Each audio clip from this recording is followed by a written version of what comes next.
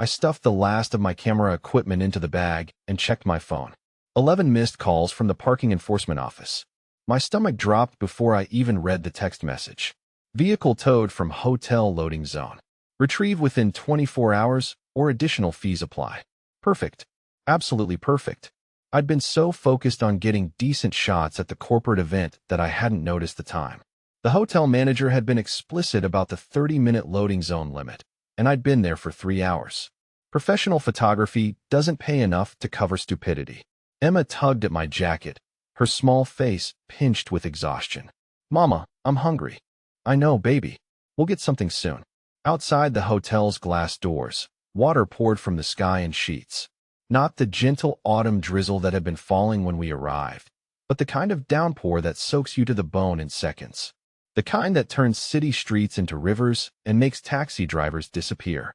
I pulled out my wallet and counted what was left after paying this month's overdue electric bill and last month's late fee for Emma's daycare. The towing fee alone would be $200 plus storage plus the original parking ticket. I didn't have it. Wouldn't have it until my next client paid, which could be days or weeks, depending on their accounting department's mood. Emma's voice was small, tired. She'd been patient all evening, sitting quietly in the corner of the ballroom while I worked, coloring in the activity book I'd brought. She was always patient, my girl. Too patient for a 5-year-old who should be home in pajamas, not standing in a hotel lobby at 9 p.m. on a school night. Let's find somewhere dry to wait, I said, trying to sound confident. The rain will stop soon. The lie tasted bitter. The weather app showed another 2 hours of this storm, minimum. Across the street, a cafe glowed with warm light. The kind of place with marble countertops and $12 lattes, where people in expensive coats sipped espresso and pretended the world outside didn't exist. Normally, I'd never go in there, but Emma was shivering despite her jacket, and I needed to call someone. Anyone. The cafe was packed when we pushed through the heavy door. Every table occupied, every chair claimed. Warmth hit my face along with the rich aroma of coffee and something baking. Emma pressed against my leg, overwhelmed by the noise and the crowd. I scanned the room desperately. One table near the back had a single occupant, a man with dark hair reading what looked like an Italian newspaper. He hadn't touched the espresso cup in front of him. Desperation overrides pride. I'd learned that the hard way. I approached his table, water still dripping from my jacket. Excuse me. I'm sorry to bother you, but would you mind if we sat here? Just until the storm passes. Everywhere else is full. He looked up, and I found myself caught by the darkest brown eyes I'd ever seen. Not black, but deep amber brown, like expensive whiskey held up to light. His face was all sharp angles, strong jaw shadowed with precisely maintained stubble, high cheekbones that suggested Italian heritage. No scars, no imperfections, just the kind of masculine beauty that belonged on magazine covers. Not in New York cafes at 9 p.m. He was younger than I'd expected from the back. Mid-30s, maybe tall, even sitting down, easily over 6 feet, with the kind of athletic build that came from actual physical work, not just gym sessions. His gaze moved from me to Emma, taking in her wet blonde curls plastered to her small face, the way she trembled despite being inside. Sit, he said. Not a question, a command, but spoken softly. His accent was barely there, just a slight musicality to the word that confirmed the Italian newspaper wasn't for show. I pulled out the chair across from him, helping Emma into the one beside me. She was too quiet, which meant she was either exhausted or coming down with something. Please, not sick. I couldn't afford sick. The man folded his newspaper with precise movements and raised one hand. Immediately, a waiter appeared, moving faster than I'd seen any server move in my life. Hot chocolate for the girl, the man said, still looking at Emma. Extra marshmallows and soup, something warm. Tomato if you have it. Right away, Mr. Santelli, the waiter said, already backing away. Wait, I didn't order. I started, but the man's attention had shifted back to me. She's cold, he said simply. And hungry. It wasn't a question, and the truth of it stung. Yes, my daughter was cold and hungry because I couldn't afford to get our car out of impound. Couldn't afford a taxi in a storm. Couldn't afford anything beyond survival most months. Thank you, I managed. But I can pay for our already handled. He leaned back slightly, studying me with an intensity that made my skin prickle. Not threatening exactly, but absolute, like he was used to being listened to. Obeyed. You were working tonight. The corporate event upstairs. How did he know that? I glanced down at my clothes, realized my camera bag was still visible, logo facing out. The hotel name was probably on something. Yes, photographer, freelance. I tried to sit straighter, aware of how I must look. Soaked jacket, hair falling out of its ponytail, mascara probably smudged. Professional, I could tell. The corner of his mouth lifted slightly. Not quite a smile, but close. You have the look. Always watching, always framing. The waiter returned with frightening speed, setting down a mug of hot chocolate so loaded with marshmallows that Emma's eyes widened. A bowl of soup followed, steam rising from the surface. Eat, Piccolola, the man said to Emma, his voice gentler than it had been with me. Emma looked at me for permission. I nodded, and she immediately grabbed the mug with both hands, bringing it to her lips carefully. I'm Sarah, I offered, feeling like I should at least introduce myself to the stranger buying my daughter dinner. Sarah Collins. This is Emma. Marco, he replied. Marco Santelli. The name meant nothing to me, but the way he said it suggested it should, like he was testing whether I'd recognize it. I didn't. I was too busy watching Emma drink her hot chocolate, seeing color return to her cheeks, feeling the knot in my chest loosen slightly. You live in the city? Marco asked, making conversation that felt oddly formal. Queens. We were just waiting for the rain to stop before heading home. His eyes moved to the window where water still poured in torrents. You'll be waiting a while. I pulled my phone out, checked it again. Still no response from my friend Sandra, who might have been able to lend me money. No miraculous solution to the towing situation. Just the weather app confirming my misery. Marco watched me, missing nothing. I had the unsettling feeling he could read exactly what was wrong. Could see the calculations I was running in my head. Car impound versus paying rent. Taxi home versus walking in the storm. My camera bag sat at my feet, and something shifted in Marco's expression when he looked at it. You dropped this, he said, reaching into his jacket pocket and pulling out one of my business cards. The corners were slightly damp. The professional headshot I'd paid too much for 3 years ago staring back at me. I didn't remember dropping it, but my bag had spilled earlier when I'd rushed to get a shot of the CEO cutting a cake. Oh, thank you. I've been looking for a photographer, Marco said, setting the card on the table between us. For a family event. Nothing corporate, more personal. I blinked. What kind of event? My mother's birthday, a dinner party, 60 guests, maybe more. I need someone for the evening, candid shots, some formal portraits. He paused. I looked at your portfolio online. Your work is good, natural, not overdone. He looked me up. Based on a dropped business card within the hour, that's very flattering. But I'm sure there are more established photographers who I prefer your style. Again, not a request, a statement of fact. The event is in 10 days. I can offer an advance on the booking if that would help with scheduling. 10 days. That was fast, but not impossible. And an advance meant money now, which I desperately needed. What kind of advance? The question came out more blunt than I intended, but subtlety felt pointless. Marco named a figure that made my breath catch. It was more than I usually charge for an entire event, and he was offering it up front. That's generous, I said carefully, suspicion creeping in. Very generous for a photographer you just met. I make decisions quickly. His gaze held mine. And I pay well for quality work. Is that a problem? Yes, screamed every instinct I developed over the past 2 years of struggling alone. When something seems too good to be true, it is. When strange men offer money, they want something in return. When opportunities fall into your lap, they're usually traps. But Emma was drinking hot chocolate, warm and safe. And I owed $200 to get our car back and had $43 to my name. No, I heard myself say, not a problem. Marco pulled out his phone, tapped something, then looked back at me. I'll need your number. My driver will pick you up tomorrow to see the venue, discuss specifics. I gave him my number, watching as he entered it with the same precise movements he'd used to fold his newspaper. Everything about him was controlled, measured. The advance will be transferred tonight. He said, you should see it in your account by morning. You don't even have my banking information. Your business card has your website, has your payment portal. He said it like it was obvious, which it was, but it still felt invasive, like he'd already looked too deeply, learned too much. The soup bowl in front of Emma was half empty, and she was starting to slump in her chair. Exhaustion winning over hunger. We should go. I said, even though the rain hadn't let up. Let you have your table back. I'll drive you. I started to refuse automatically. But Marco was already standing, pulling on a black coat that looked like it cost more than my monthly rent. I stopped myself from making the comparison, from cataloging the obvious wealth gap between us. It didn't matter. This was business. That's not necessary. I tried anyway. It's pouring. You have no car. You have a tired child. He stated facts, not arguments.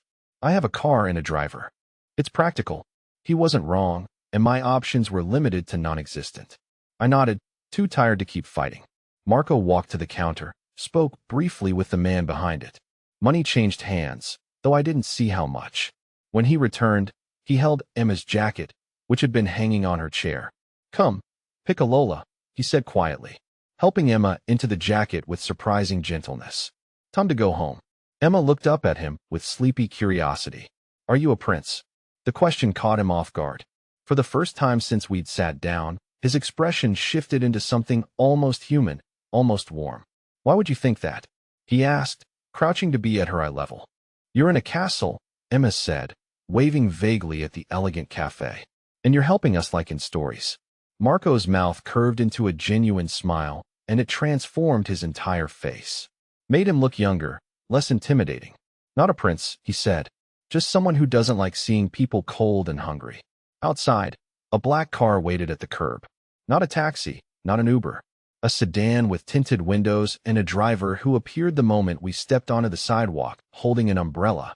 The driver opened the rear door without speaking, his movements efficient. He was built like a wall, broad-shouldered and solid, with the kind of watchful eyes that suggested military or security background. I hesitated at the car door, some primal part of my brain screaming warning, getting into cars with strangers. Rule number one of staying safe in the city, but Emma was already climbing in, drawn by the dry warmth, and Marco was waiting patiently, rain soaking his shoulders. I got in. The interior smelled like leather and something woody, expensive, cedar, maybe, or sandalwood. Marco slid in beside me, maintaining a careful distance, while Emma curled up on the far seat, her head already drooping. The driver pulled away from the curb smoothly, and we merged into the sparse late-night traffic. I gave him my address in Queens, and if he found it unimpressive compared to wherever Marco Santelli lived, he didn't show it. Marco and I didn't speak during the 30-minute drive. Emma fell asleep within minutes, her small body finally relaxing. I watched the city lights blur past the window, hyper-aware of the man beside me. He smelled like expensive cologne and something else, something darker that I couldn't identify. The quiet wasn't uncomfortable exactly, but it was charged, like sitting next to a storm that hadn't decided whether to break. When we reached my building, a modest pre-war walk-up that had seen better decades, the driver pulled up to the curb and Marco got out to walk us to the entrance. He didn't comment on the peeling paint or the questionable lighting. Didn't make me feel ashamed of where we lived. Tomorrow, he said as I gathered Emma into my arms. 10 o'clock, Vincent will pick you up. Vincent, I assumed, was the driver. Marco opened the building's outer door, waited until I had my keys out. Sarah. I turned back. Thank you. For what? For trusting me tonight. With Emma, with the job. Not everyone would have. No, I said quietly, looking at his face in the dim streetlight. Not everyone would have helped us either. For a moment, something passed between us. Understanding, maybe. Or recognition. Two people who'd learned to be careful, to read situations, to survive. Then Emma stirred in my arms, and the moment broke. Good night, Marco said. Good night. I carried Emma upstairs, got her into pajamas, and tucked into bed without fully waking her. Then I sat in my tiny living room, staring at my phone, wondering what I'd just gotten myself into. By the time I got Emma upstairs, changed her into pajamas, and tucked her into bed, it was past 11. I checked my phone one last time before collapsing onto my own bed. A notification glowed on the screen. Bank deposit. The exact amount Marco had promised, already transferred. I stared at it for a long moment at the proof that tonight had been real, that tomorrow I could get my car back, that for at least a little while the desperate scramble to survive could ease. But underneath the relief, a question nagged at me. Had Marco Santelli, whoever he was, decided to help a random photographer and her daughter in a cafe? What did he really want? I fell asleep before I could answer. Exhaustion claiming me. Tomorrow I would meet him again, see his castle, whatever that meant. Tomorrow I could start worrying about the price of his generosity. Tonight Emma was warm and fed and safe. I'd take that victory, however temporary it might be. The morning came too quickly. Emma bounced on my bed at 8, fully dressed and demanding breakfast, which told me she'd recovered from last night's exhaustion. Kids were resilient like that. I, on the other hand, felt like I'd been hit by a truck. My phone showed the bank deposit was real, which meant today was real, which meant I was about to see Marco Santelli's castle and figure out what I'd actually agreed to. By 9:45, we were both presentable. Emma wore her favorite purple dress with the butterfly on it, insisting that you had to dress nice for castles. I'd chosen black jeans and a gray sweater, professional, but not trying too hard. My camera equipment was clean and organized, ready to assess the venue. The black sedan arrived at precisely 10 o'clock. Same car as last night, same driver who emerged to open the door with the same wordless efficiency. "Good morning," I ventured as Emma climbed in. "Morning, Miss Collins," he replied, his voice surprisingly gentle for someone built like a linebacker. "I'm Vincent. Santelli asked me to make sure you're comfortable." Vincent. At least now the silent driver had a name. The drive took us out of Queens through Manhattan, across a bridge I didn't recognize.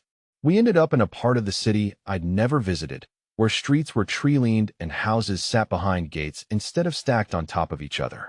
We turned onto a private road, and I understood what Emma had meant about castles. The Santelli property wasn't a castle, but it wasn't far off.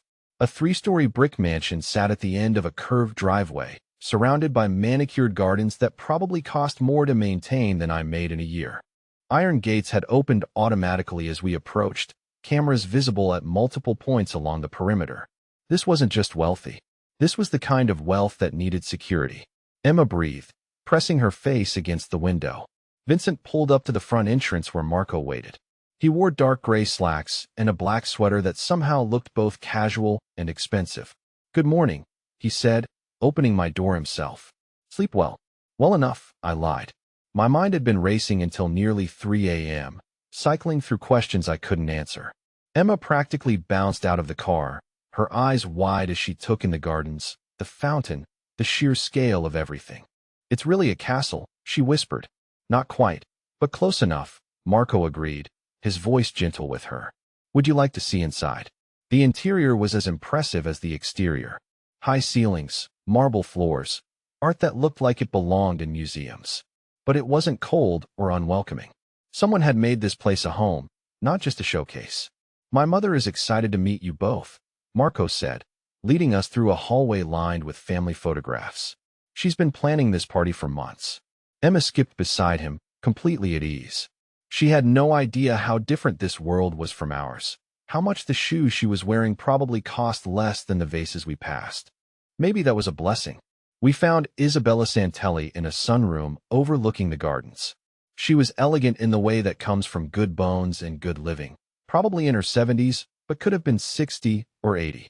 She wore a soft blue dress and pearls, her silver hair perfectly styled.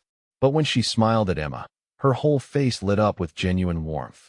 "And you must be the little photographer's assistant," she said in lightly accented English.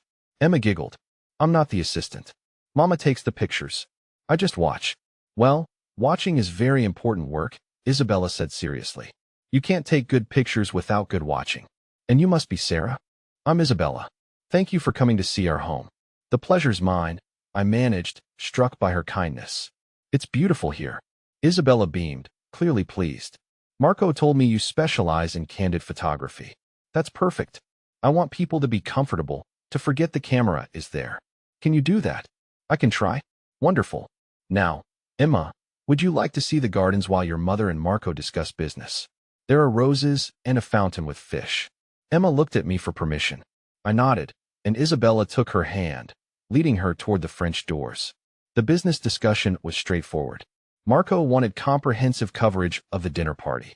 60 guests, sit-down dinner, dancing afterward. He handed me a guest list, and I recognized several names.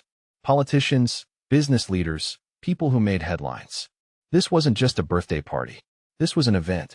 "The guest list is confidential," Marco said, watching my reaction. "No photos leave this house without my approval." "Of course," I said, though the request struck me as unusual.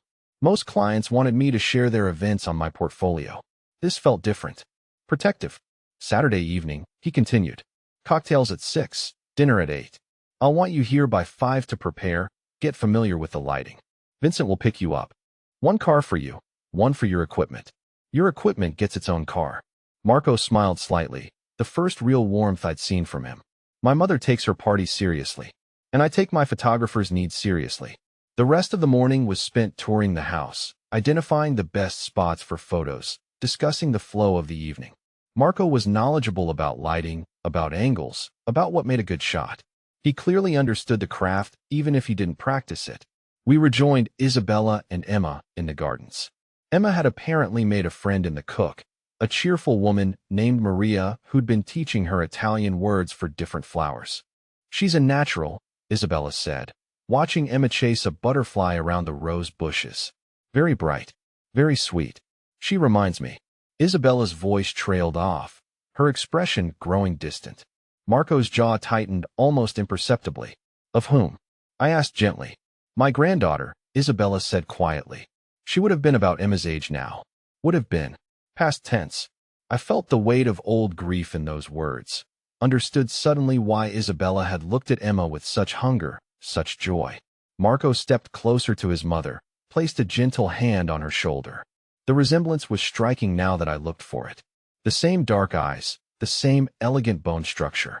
But where Isabella's face showed the softness of someone who'd learned to live with loss, Marco's remained guarded. Stay for lunch, Isabella said suddenly, refocusing on me with visible effort. Please. I know Emma must be hungry after all this walking. I should get going, I started, but Isabella had already taken my hand. I insist. It's the least I can do after bringing you all this way.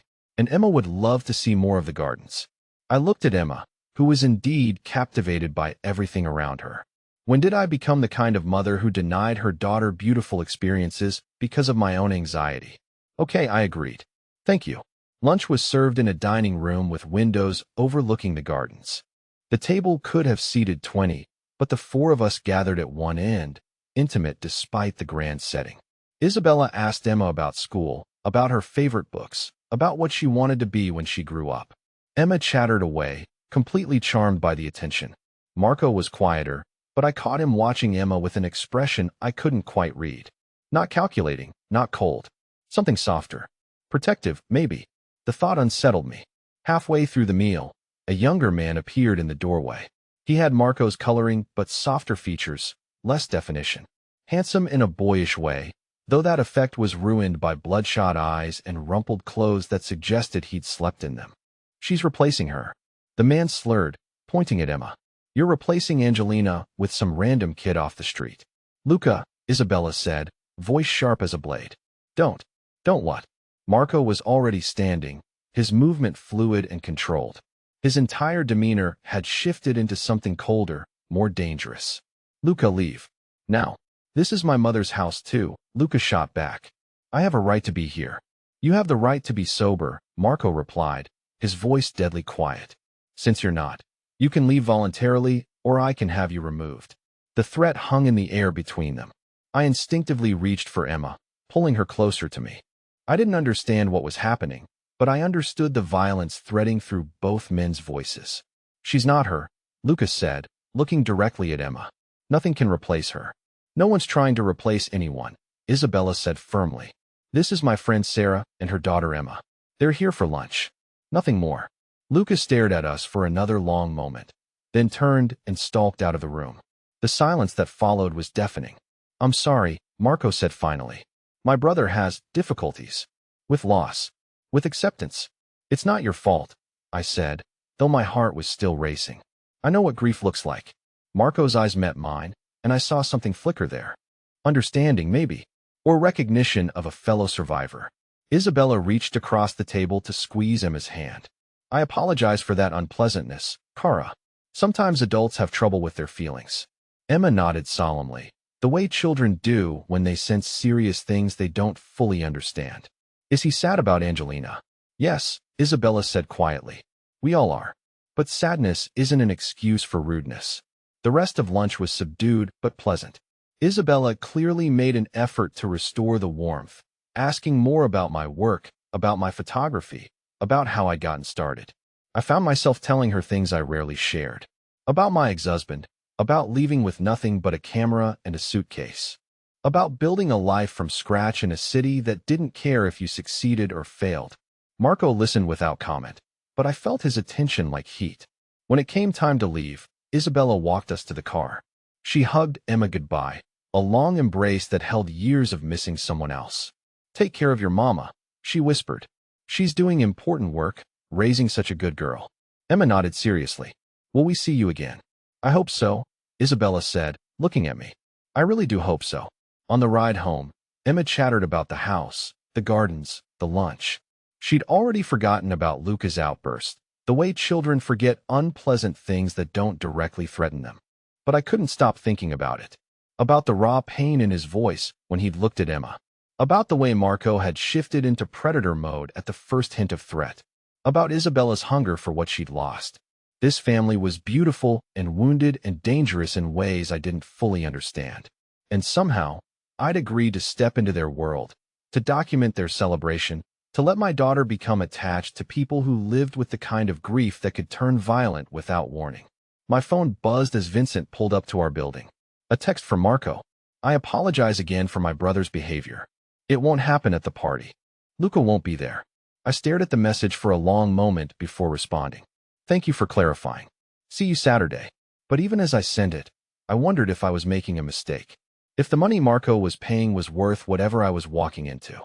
Emma was already planning what dress to wear to the real party. And looking at her excitement, her joy at finding people who treated her like she mattered, I couldn't bring myself to take that away from her. Not yet. Saturday arrived with unexpected snow, the first of the season. By late afternoon, a light dusting covered the city, making everything look clean and magical. Emma pressed her face to the window, watching the flakes fall. "It's like a fairy tale," she said. "Like the prince's party is going to be in a snow castle." I'd corrected her a dozen times about Marco not being a prince, but she'd decided the truth was less interesting than her version. Sometimes I thought she had the right idea. Vincent picked us up at 4:30, the sedan's tires crunching over the thin snow. Emma wore her best dress, navy blue with white trim that Isabella had said would photograph beautifully.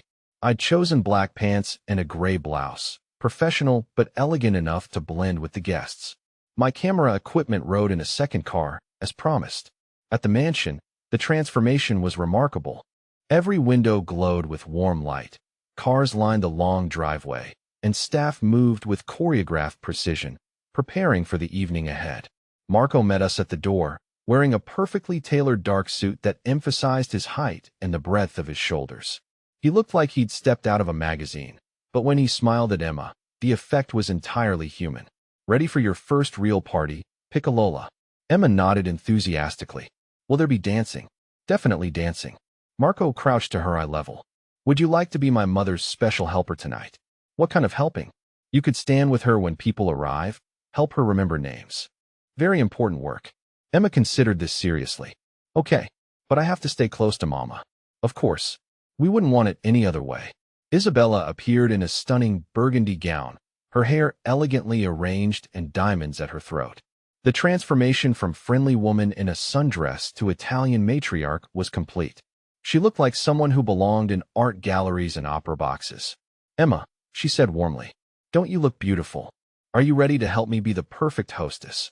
Emma nodded and took Isabella's offered hand without hesitation. Watching them together, seeing Isabella's face light up with genuine joy, I understood why Marco was willing to pay so much for this evening to be perfect. He was buying his mother happiness, and Emma was the key to unlocking it. I spent the next hour familiarizing myself with the spaces, setting up equipment, testing lighting. The house had been transformed into something magical. Flowers everywhere, candles creating pools of golden light, tables set with crystal that caught and reflected illumination like stars. By 6, the first guests were arriving. I positioned myself strategically, capturing candid moments as people entered, were greeted by Isabella and Emma, moved into the reception areas. Emma played her role perfectly, staying close to Isabella, smiling shyly when introduced, occasionally whispering something that made the older woman laugh. The guests were exactly what I'd expected from the names on the list. Wealthy, powerful, polished. The kind of people who moved through the world expecting doors to open, obstacles to disappear. But they were also charmed by Emma, by Isabella's obvious delight in her small helper. I caught those moments, the soft smiles, the gentle interactions. Through my viewfinder, I watched Marco work the room. He moved with confidence and control, shaking hands, making conversation, ensuring everyone felt welcomed. But I also noticed how people responded to him. The slight deference, the way conversations paused when he approached groups. This wasn't just wealth commanding respect. This was something else. Power, maybe. Or fear. Dinner was announced at 8. The guests moved into the formal dining room, where 3 long tables formed a shape. I'd scouted the room earlier, knew the best angles for capturing the toasts, the laughter, the intimate conversations. Isabella sat at the head table with Emma beside her, both of them glowing in the candlelight. Marco sat across from them, and I caught several shots of him watching his mother and Emma, his expression unguarded for once. Whatever else he was, whatever darkness lived in his world, he loved his mother completely. The dinner itself was flawless. Course after course of food that probably required days to prepare, wine that I was sure cost more per bottle than I spent on groceries in a month. Toasts were made in Italian and English, celebrating Isabella's birthday, her grace, her strength. Through it all, Emma sat beside Isabella like a small queen, occasionally leaning over to whisper something or point out interesting details she noticed. During the main course, I noticed movement in an adjacent room. Vincent stood with 2 men I didn't recognize, their body language tense. I shifted position slightly, trying to appear like I was just looking for a better angle while keeping them in my peripheral vision. Vincent's voice carried despite obvious attempts to keep it low. The shipment from the Russians is late. 3 days now. Petrov is getting impatient. Russians. Shipment. The pieces clicked together with sickening clarity. The security, the deference, the careful vagueness about Marco's business. Import and export, he'd said, but not the legal kind. One of the men with Vincent noticed me. His expression hardened, and he said something sharp in Italian. Vincent's head snapped toward me, and for a moment, our eyes met. I turned away immediately, heart hammering, and focused my camera on the dessert being served. Act natural. Act like you heard nothing, saw nothing. The rest of the dinner passed in a haze. I went through the motions, capturing the cake being brought out with its candles, Isabella's delighted expression, the group singing in Italian, but my hands shook slightly, adrenaline making my pulse too fast. Marco Santelli wasn't just wealthy. He was exactly what every instinct had been warning me about since that first night in the cafe. He was Mafia, and I'd walked my daughter straight into his world. After the cake, guests began mingling again. I found Emma still with Isabella, now helping the older woman open presents. My daughter was safe, happy, completely oblivious to the revelation currently tearing apart my carefully maintained composure. The photographs. Marco's voice came from behind me, making me jump. Are they satisfactory? I turned, camera clutched like a shield between us. They're fine. Good lighting. Emotional moments. Your mother will be pleased. He studied me with those dark, penetrating eyes. But you're not pleased. I'm just the photographer. My opinion doesn't matter. You're a terrible liar, Sarah. Something in his voice, the quiet certainty, made me look at him more carefully. How much did he know that I knew? How dangerous was it that I'd overheard what I shouldn't have? People are starting to leave, I said carefully. I should pack up my equipment. Soon. He moved closer, close enough that I could smell his cologne, see the precise way his shirt fit across his chest.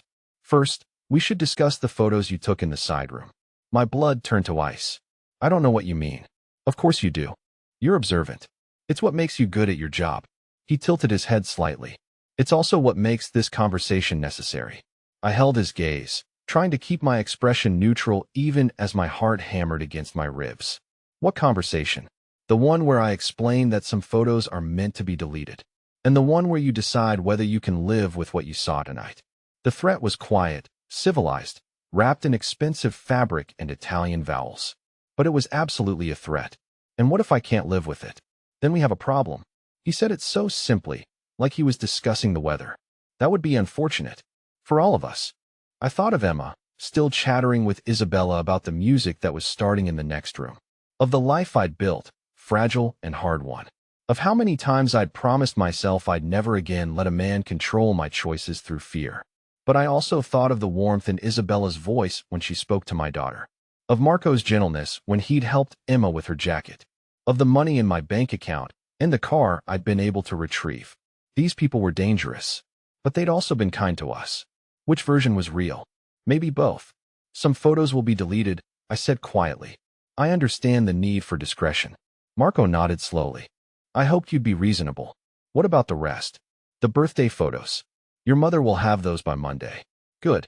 He stepped back, the immediate threat dissolving, but not disappearing entirely. One more thing, Sarah?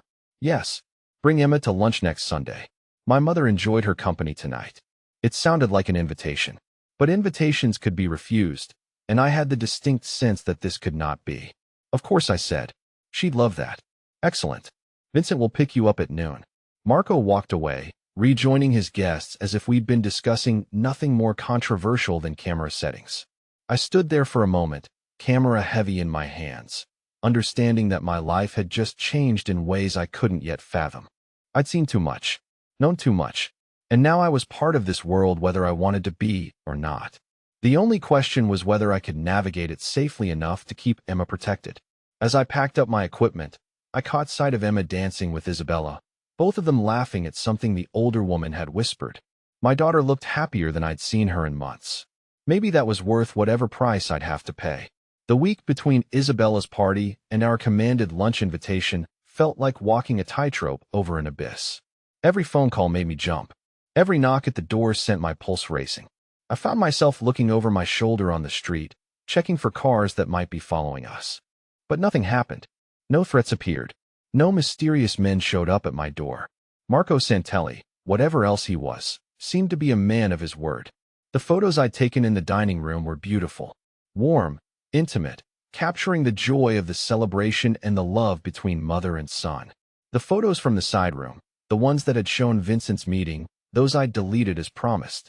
Some things were better forgotten. Emma talked constantly about Sunday lunch, about seeing Isabella again, about whether there would be more flowers in the garden. She had no idea that this wasn't really a choice we were making, that we were now part of something larger and more dangerous than a 5-year-old could understand. Sunday arrived gray and cold. I dressed Emma in her butterfly dress again, the one that had been such a hit at the party. For myself, I chose jeans and a sweater, casual but neat. If this was going to be a regular thing, I wasn't going to spend every week agonizing over what to wear. Vincent picked us up at exactly noon, as promised. The drive to the mansion felt different this time, less like an adventure and more like a commitment. At the house, Isabella greeted us warmly, as if we were family returning home rather than photographer and subject fulfilling an obligation. Emma ran to her immediately, and Isabella swept her up in a hug that lasted long enough for me to see tears in the older woman's eyes. Sarah, Isabella said when she finally released Emma. I'm so glad you came. Thank you for having us. It was a beautiful party. Everyone looked happy. They were happy. Isabella's smile was radiant. It was perfect. Emma made it perfect. Marco appeared as we were settling in the sunroom, dressed casually in dark jeans and a gray sweater. He looked younger like this, less intimidating. Almost normal. Good afternoon, he said, including both of us in his greeting, but focusing slightly more attention on Emma. Ready for another garden tour? Piccolola. Yes. Emma bounced on her toes. Can I see the fish again? Of course. But first, lunch. Mama's been cooking all morning. The meal was family style, informal but delicious. Pasta with sauce that had clearly simmered for hours, bread that was still warm from the oven, salad from the garden. Isabella and Emma chattered about everything and nothing, while Marco and I maintained polite conversation about photography, about the city, about safe topics that danced around the elephant in the room. But I was aware of him every moment. The way he cut his food with precise movements. The way his eyes tracked movement outside the windows. The way he positioned himself so he could see all the entrances to the room. This was a man who lived expecting danger. After lunch, Emma and Isabella went to the garden as promised. Through the window, I watched them walking among the roses, Isabella pointing out different varieties while Emma listened with rapt attention. They looked like grandmother and granddaughter. The thought should have warmed me. Instead, it made me nervous. How attached was Emma getting? How attached was Isabella?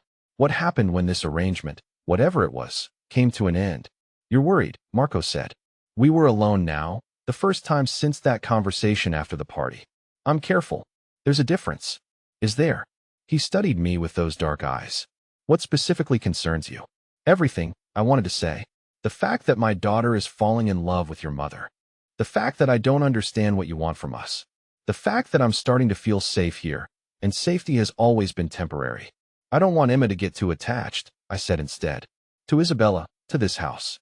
When this arrangement ends, I don't want her to be devastated. Marco was quiet for a long moment, watching Emma and his mother through the window. Who says it has to end? What do you mean? You could work for me regularly. Family events, business functions, discreet documentation. You're good at your job, and you understand the need for discretion. I felt the trap closing, elegant and well-crafted. A job that would pay well, but would tie me to this world permanently. That would make me complicit in whatever Marco Santelli's business really involved. That would put Emma in constant proximity to dangers I could only guess at. But also a job that would give us security. Regular income. A place where Emma could experience the kind of warmth and attention that I'd never been able to provide alone. What kind of business functions? I asked. The kind where discretion matters more than artistic vision. Where people prefer that certain conversations, certain attendees, certain activities aren't documented for posterity. I understood. Mafia events. Meetings with other families. Celebrations that couldn't be publicized because the guest list would read like a FBI most wanted list. I need time to think about it. Of course. Marco's tone was understanding, but I caught the slight tension around his eyes. But not too much time. These kinds of opportunities don't stay open indefinitely. A polite threat wrapped in business language. Decide quickly, or the offer might become a demand. I nodded, not trusting my voice. Emma's laughter carried through the window, bright and carefree. She was playing with something in the fountain, completely absorbed. Isabella stood beside her, one hand resting gently on Emma's shoulder. For the first time in her young life, my daughter looked like she belonged somewhere. Like she was treasured by people who had the resources to protect what they valued. Maybe that was worth the price of my soul. Emma talked nonstop on the drive home about Isabella, about the garden, about the stories Isabella had told her about growing up in Italy. She was already planning what questions to ask next Sunday, assuming there would be a next Sunday. I let her chatter, my mind occupied with weighing choices that all seemed to lead to the same place. By the time Vincent dropped us at our building, I'd made my decision. That night, after Emma was asleep, I texted Marco. I'll take the job. His response came within minutes. Good. Vincent will bring details tomorrow. Welcome to the family. Family. The word should have comforted me. Instead, it felt like a door closing, shutting out the world I'd known and trapping me in one where the rules were different, more dangerous, and absolutely unforgiving of mistakes. But Emma was happy. And for now, that felt like enough.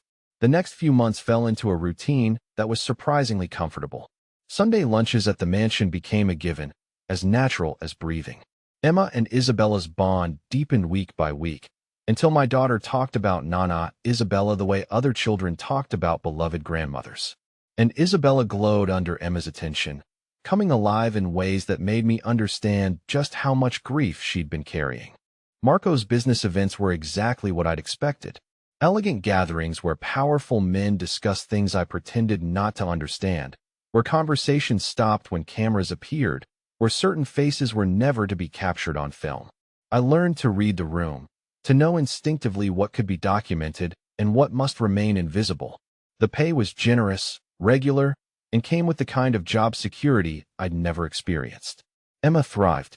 She was enrolled in a better school, one Marco had recommended that offered programs for gifted children and had security measures that made me feel safer. Her vocabulary expanded with Italian, words Isabella taught her. Her confidence grew under the attention of people who genuinely seemed to care about her well-being. I should have been happy. We were safe, secure, part of something that felt like family for the first time in Emma's life. But underneath the comfort, unease grew. I was becoming part of a world I didn't fully understand, accepting money that came from sources I didn't want to examine too closely. and Emma was forming attachments that went beyond simple affection. She was beginning to see Marco and Isabella as permanent fixtures in her life. The unease crystallized into real fear on a Tuesday in March.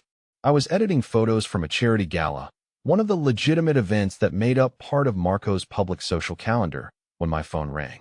Unknown number. Sarah Collins. A woman's voice, professional but urgent. This is Catherine Cross from Cross, Whitman and Associates. I represent Derek Collins. Derek. My ex-husband's name hit me like ice water. I haven't heard that name in over 2 years. I'm afraid Mr. Collins has filed for custody of Emma. He was recently released on early parole for good behavior and wishes to re-establish a relationship with his daughter. The words blurred together. Custody. Derek. Early release.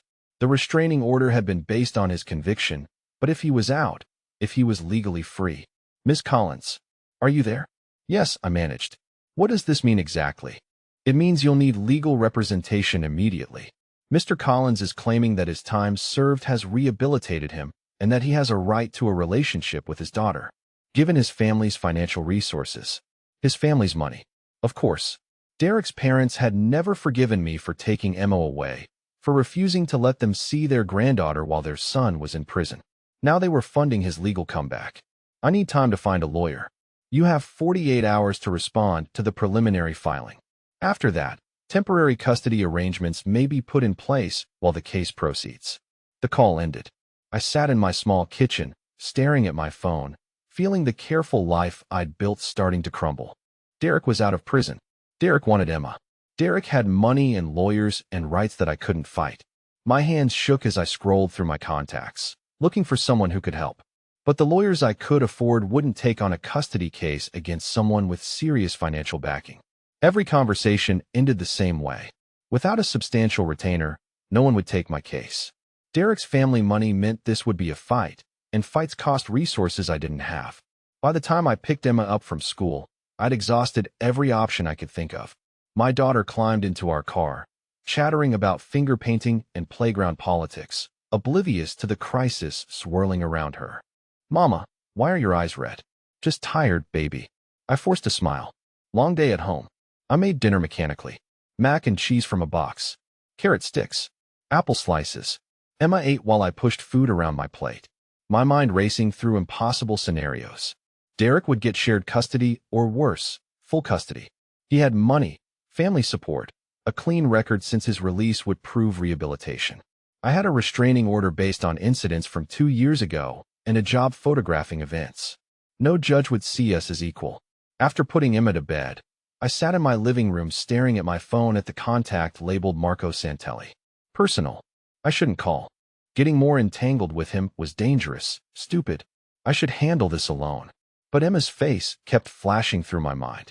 Her trusting smile, her small hand in mine, the way she still sometimes had nightmares about the shouting matches before we left. I couldn't let her go back to that. My finger pressed the call button before I could change my mind. Marco answered on the second ring. Sarah, just my name spoken in that low, controlled voice. Somehow it steadied me. I need help, I said, the words catching in my throat. I wouldn't call if there was any other option. But there isn't. And Emma, slow down. What happened? I told him about the letter, the custody threat, the lawyers who wouldn't take my case without money I didn't have. The words spilled out in a rush. 2 weeks of fear and uncertainty I'd been suppressing finally breaking through. Marco listened without interrupting. When I finished, silence stretched for several seconds. Your address, he said finally. Right now? Tell me your address. I'm coming to you. I rattled off the street and apartment number. Too tired to argue. 30 minutes. Marco said, lock your door. Don't open it for anyone but me. He hung up before I could respond. 28 minutes later, headlights swept across my window. I peered through the blinds to see the black sedan pulling up. Marco emerging from the back seat with Vincent close behind. I opened the door before they could knock. Not wanting Emma woken, Marco stepped inside, his presence immediately making my small apartment feel smaller. His eyes swept the space, cataloging exits and sight lines with practiced efficiency before settling on me. Where's Emma? Asleep. She doesn't know about any of this. He moved to my couch, sat like he belonged there. Show me the letter. I handed it over, watching as he read Derek's words with an expressionless face. Vincent stood by the door, hands clasped, waiting. Vincent, Marco said without looking up. I want someone on this building rotating shifts. If Derek or anyone connected to him comes within 2 blocks, I want to know immediately. Yes, sir. Vincent pulled out his phone, stepped into the hallway to make calls. Wait, I protested. You can't just station people outside my apartment. The neighbors will notice. My landlord. Your landlord works for a property management company I do business with. It won't be a problem. Marco set the letter aside. And your neighbors won't notice. My people are professionals. The casual way he rearranged my life should have infuriated me. Instead, I felt something loosen in my chest. Someone was taking control, handling things I couldn't handle alone. What about the custody case? I asked. Guards outside won't stop a court order. No, but lawyers will. Marco pulled out his phone, scrolled through contacts. I have a firm on retainer. Family law specialists. They handle sensitive matters for my associates. Marco, I can't afford. You're not paying. He held up a hand, cutting off my protest. This is personal. Emma reminds my mother of Angelina. More than that, she's brought light back to Isabella's life. That makes her important to me. I can't accept charity. Something dangerous flickered in his eyes. It's not charity. It's protection. Do you understand the difference? Charity implied kindness without strings. Protection meant obligation, ownership. What do you want in return? Marco studied me for a long moment. Honesty. If Derek contacts you again, you tell me immediately. If anything threatens Emma, you call me before anyone else, including the police. Why not the police? Because the police have procedures, paperwork, delays. I don't. His voice was soft, but absolute. Emma's safety is too important for bureaucracy. Vincent returned, nodding to Marco. Rodriguez is already en route. Jacobs takes over at midnight. Marco turned his attention back to me. Tomorrow morning, 10 a.m. My lawyers will meet you at their office. Vincent will drive you. I have a job. A client shoot at Marco leaned forward, his gaze intense. Your ex-husband is threatening to take your daughter. Everything else is secondary. Cancel the shoot. Vincent will take you to the lawyers. They'll handle the paperwork and will shut down Derek's custody claim before it gains traction. But Marco's expression softened slightly. Your ex-husband made a mistake. He thinks because he has money and family connections, he can take what belongs to someone under my protection. He's about to learn otherwise. The possessiveness in his words should have alarmed me. Instead, I felt a relief so profound it made my knees weak. Someone with real power was going to fight for Emma. For us. What if he doesn't give up? What if his family keeps pushing? Then they'll discover that there are forms of power that can't be bought with old money and family connections. Marco's voice held promise and threat in equal measure. Derek Collins will not take Emma. That's not a hope, Sarah. That's a guarantee. After Marco and Vincent left, I sat in my quiet apartment trying to process what had just happened.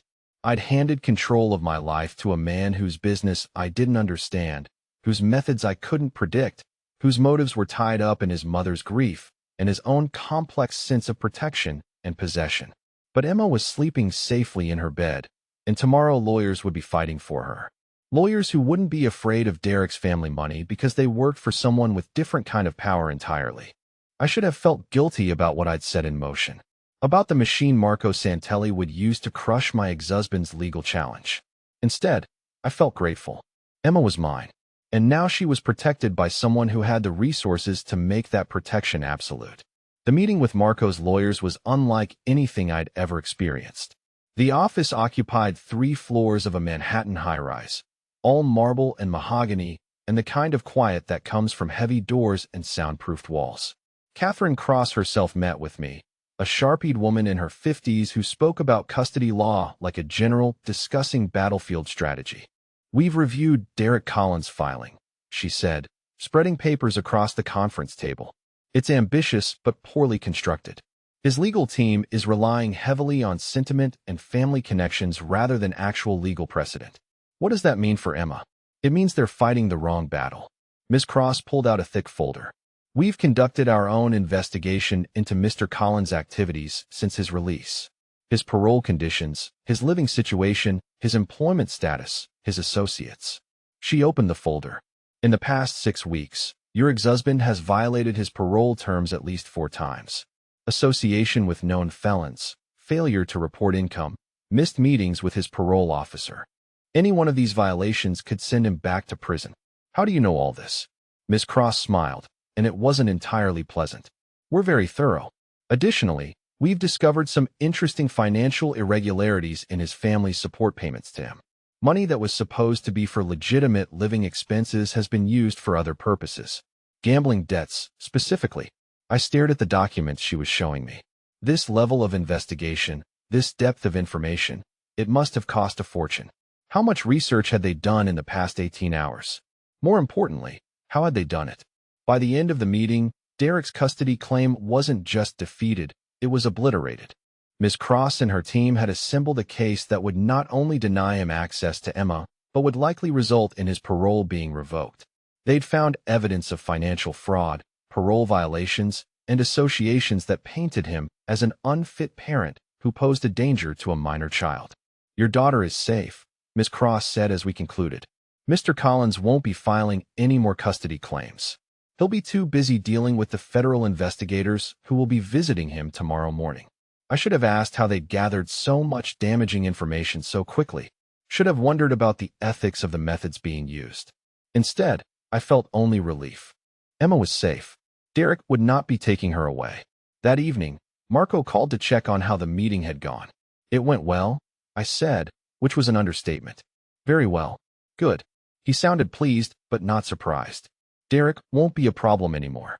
How can you be so certain? Because men like Derek Collins are ultimately cowards. When faced with real consequences, with opponents who fight back, they fold. His voice carried certainty. He picked on you because he thought you were alone and powerless. He was wrong on both counts. The words should have frightened me. The casual way Marco talked about destroying someone's life, about using resources I couldn't imagine to protect what he considered his. But Emma was safe, and that mattered more than moral complexities. Thank you, I said. I know what this cost. You don't. Marco's voice was gentle. And you don't need to. This is what family does for each other. Family. There was that word again. Emma and I weren't just employees anymore. We weren't just convenient substitutes for Isabella's grief. We were family, with all the protection and obligation that implied. What happens now? I asked. Now we live. He said simply. Emma goes to school. You work. We have Sunday lunches. We pretend that this unpleasantness never happened. Can we really do that? Pretend. We can do whatever we choose to do. His voice held promise. The past only has power if we let it. Emma's future is what matters now. After he hung up, I checked on Emma, who was sleeping peacefully, unaware that her entire future had been secured by lawyers and investigators and the quiet application of power she couldn't understand. Looking at her, I understood that I'd crossed a line today. I was no longer the struggling single mother who'd happened into Marco Santelli's orbit. I was under his protection, which meant I was part of his world. There would be consequences to that choice. Obligations I couldn't yet see. But Emma was safe. And sometimes, that was all that mattered. 2 weeks later, Derek was back in prison on parole violations. His family's legal fund dried up as they faced their own investigation into financial irregularities. The custody threat disappeared as completely as if it had never existed. Emma never knew how close she'd come to losing the life we'd built.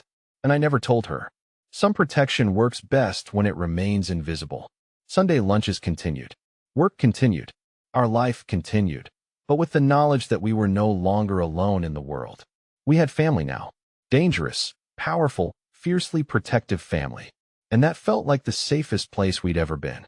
The months that followed Derek's legal defeat were the most peaceful of my adult life. Emma flourished in her new school, making friends and discovering talents I'd never been able to nurture alone. Her confidence grew daily, fed by the attention of people who had the resources to invest in her potential. Isabella treated her like the granddaughter she'd lost, showering her with love and opportunities. Piano lessons, art classes, trips to museums and theaters. Emma absorbed it all with the hungry enthusiasm of a child who'd spent too long having to be satisfied with the minimum. I worried sometimes about spoiling her, about creating expectations that couldn't be sustained if our situation changed. But watching her bloom under Isabella's care, seeing her learn Italian phrases and proper table manners and the confidence that came from being genuinely valued, I couldn't bring myself to pull back. Marco kept his distance from our day-to-day lives. appearing for Sunday lunches and the occasional business event, but never overstepping the careful boundaries we'd established. He was present but not intrusive, protective but not controlling. It was an arrangement that worked for all of us. Until the day it stopped working. I was editing photos from a gallery opening, one of Marco's legitimate business ventures, when my phone buzzed with a text from an unknown number. A photo attachment that made my blood turn to ice. Emma, sitting in her classroom at school, completely unaware that someone was photographing her through the window. The message that followed was brief and terrifying. Pretty little girl. Would be a shame if something happened to her. My hands shook as I called Marco. He answered before the first ring finished. Sarah, they sent me a photo of Emma at school. Someone was watching her. I'm already moving. Marco's voice was deadly calm. Vincent is en route to the school now. I'm sending Rodriguez to you. Pack nothing.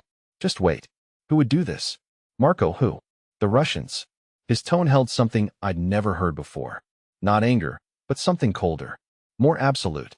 They want to hurt me, and they know the best way to do that is through people I care about. The line went dead. I stared at my phone, terror and rage warring in my chest. Someone had threatened my daughter, had taken her picture without permission, turned her into a target because of her connection to me, because of my connection to Marco. 15 minutes felt like 15 hours. When Rodriguez finally appeared at my door, I was ready to climb the walls. Where is she? I demanded. Is she safe? Safe, he confirmed, his voice gentle despite his intimidating appearance. Vincent has her. They're en route to the house. My car's outside. The drive to Marco's mansion was a blur of city streets and mounting anxiety. When we finally pulled through the gates, I saw Vincent's car already in the driveway, and my heart rate began to slow toward normal.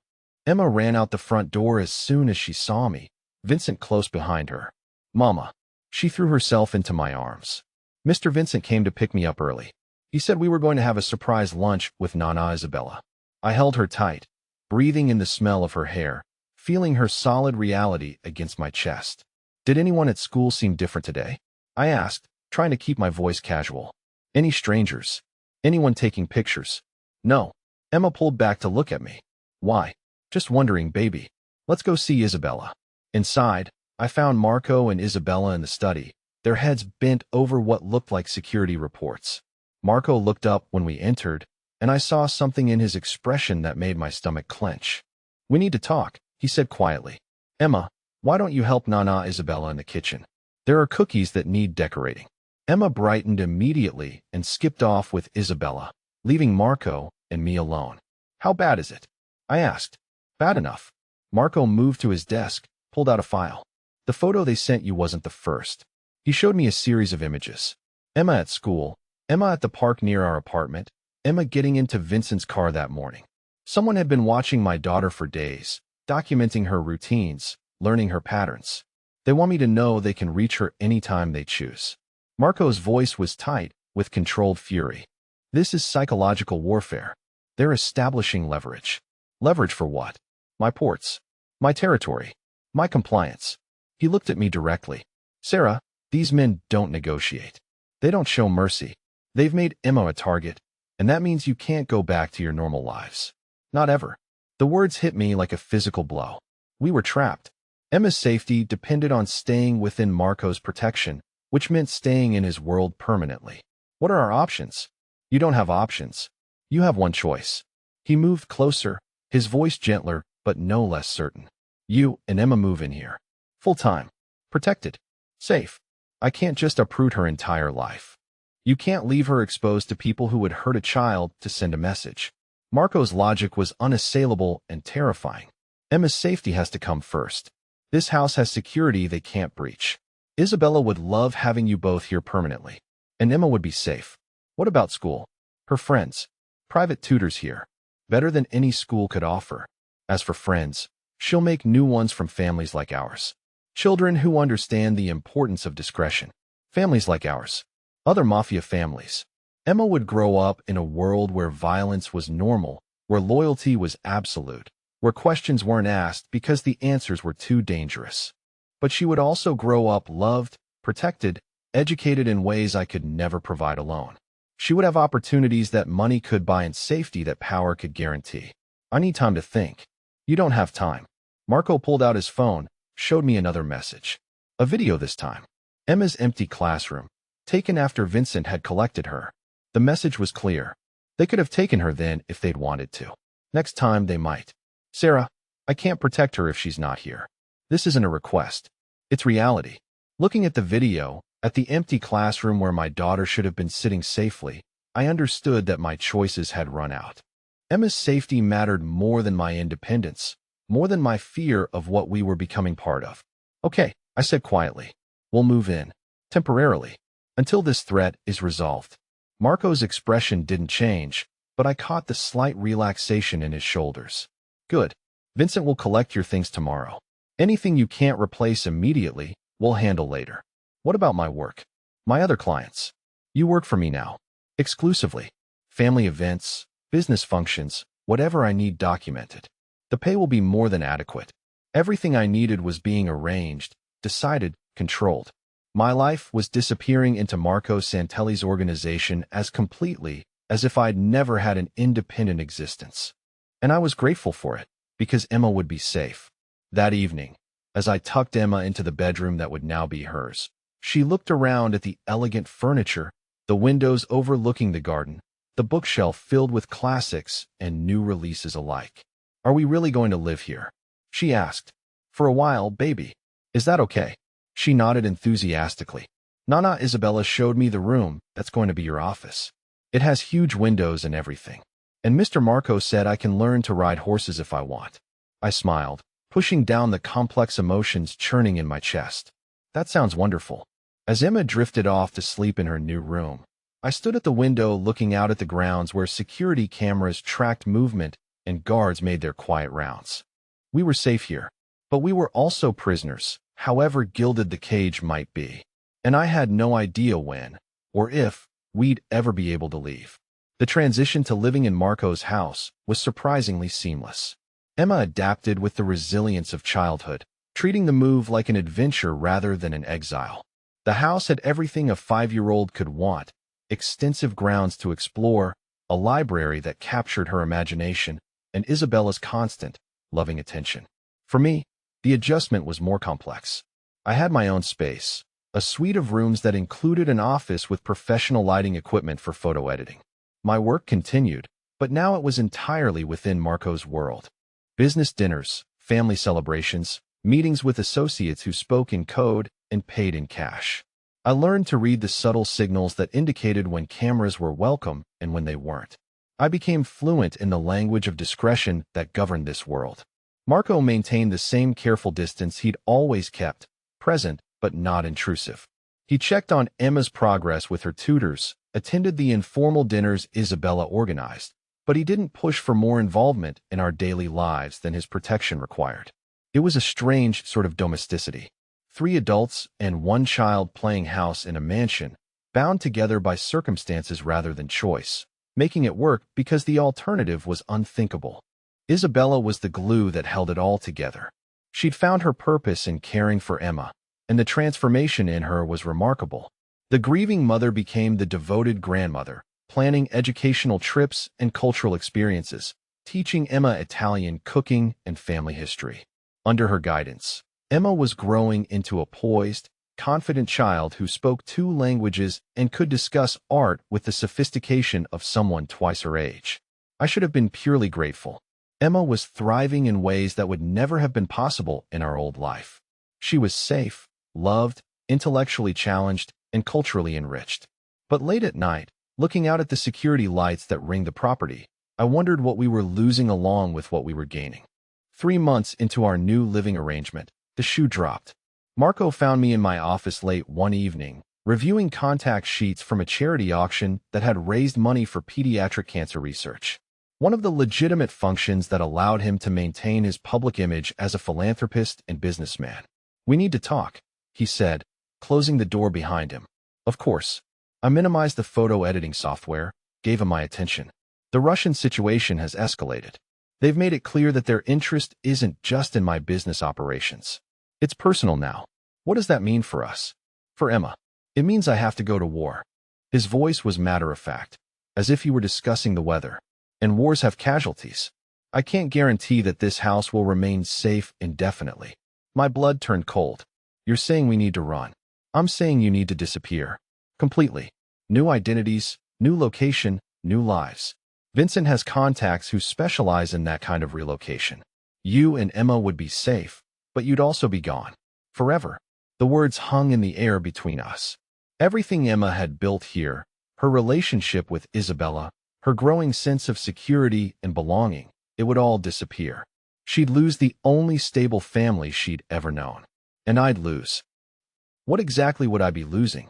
A job I'd never chosen. A life that had been imposed by circumstances. A man who protected me but kept himself carefully distant. A home that was beautiful but wasn't really mine. But also safety. Security. A sense of belonging to something larger than just Emma and me against the world. There has to be another option, I said. There is. Marco moved closer, his expression serious. You could stay. Both of you. Become part of this family permanently. In every sense. I felt my breath catch. What are you saying exactly? I'm saying marry me. Make this official. Make Emma legally mine to protect. Give us both the right to fight for what we've built here. The proposal shouldn't have surprised me. It was logical, practical, a solution that met everyone's needs. But the way he said it, the intensity in his voice, suggested it was more than just a business arrangement. Marco, you don't have to marry me to protect us. That's not why I'm asking. He moved closer, close enough that I could see the gold flecks in his dark eyes. I'm asking because somewhere in the last year, you and Emma stopped being responsibilities and became the most important things in my world. I'm asking because I wake up every morning grateful that you're both here and go to sleep every night terrified that something might take you away. I'm asking because I love you. And I love her. And I want the right to protect what I love. The words hung between us, raw and honest, and completely unexpected. I'd known he cared about us, knew we'd become important to him. But love, that changed everything. Sarah, he said softly, I know this isn't how you planned your life. I know you never chose any of this. But we're here now, the three of us, and Emma is happy. Isabella is happy. I could be happy if you'd let me. I stared at him, seeing not the dangerous Mafia boss, but the man who'd gently helped my daughter with her jacket that first night. Who'd moved mountains to keep Derek away from Emma. Who'd opened his home to us when we had nowhere else to go.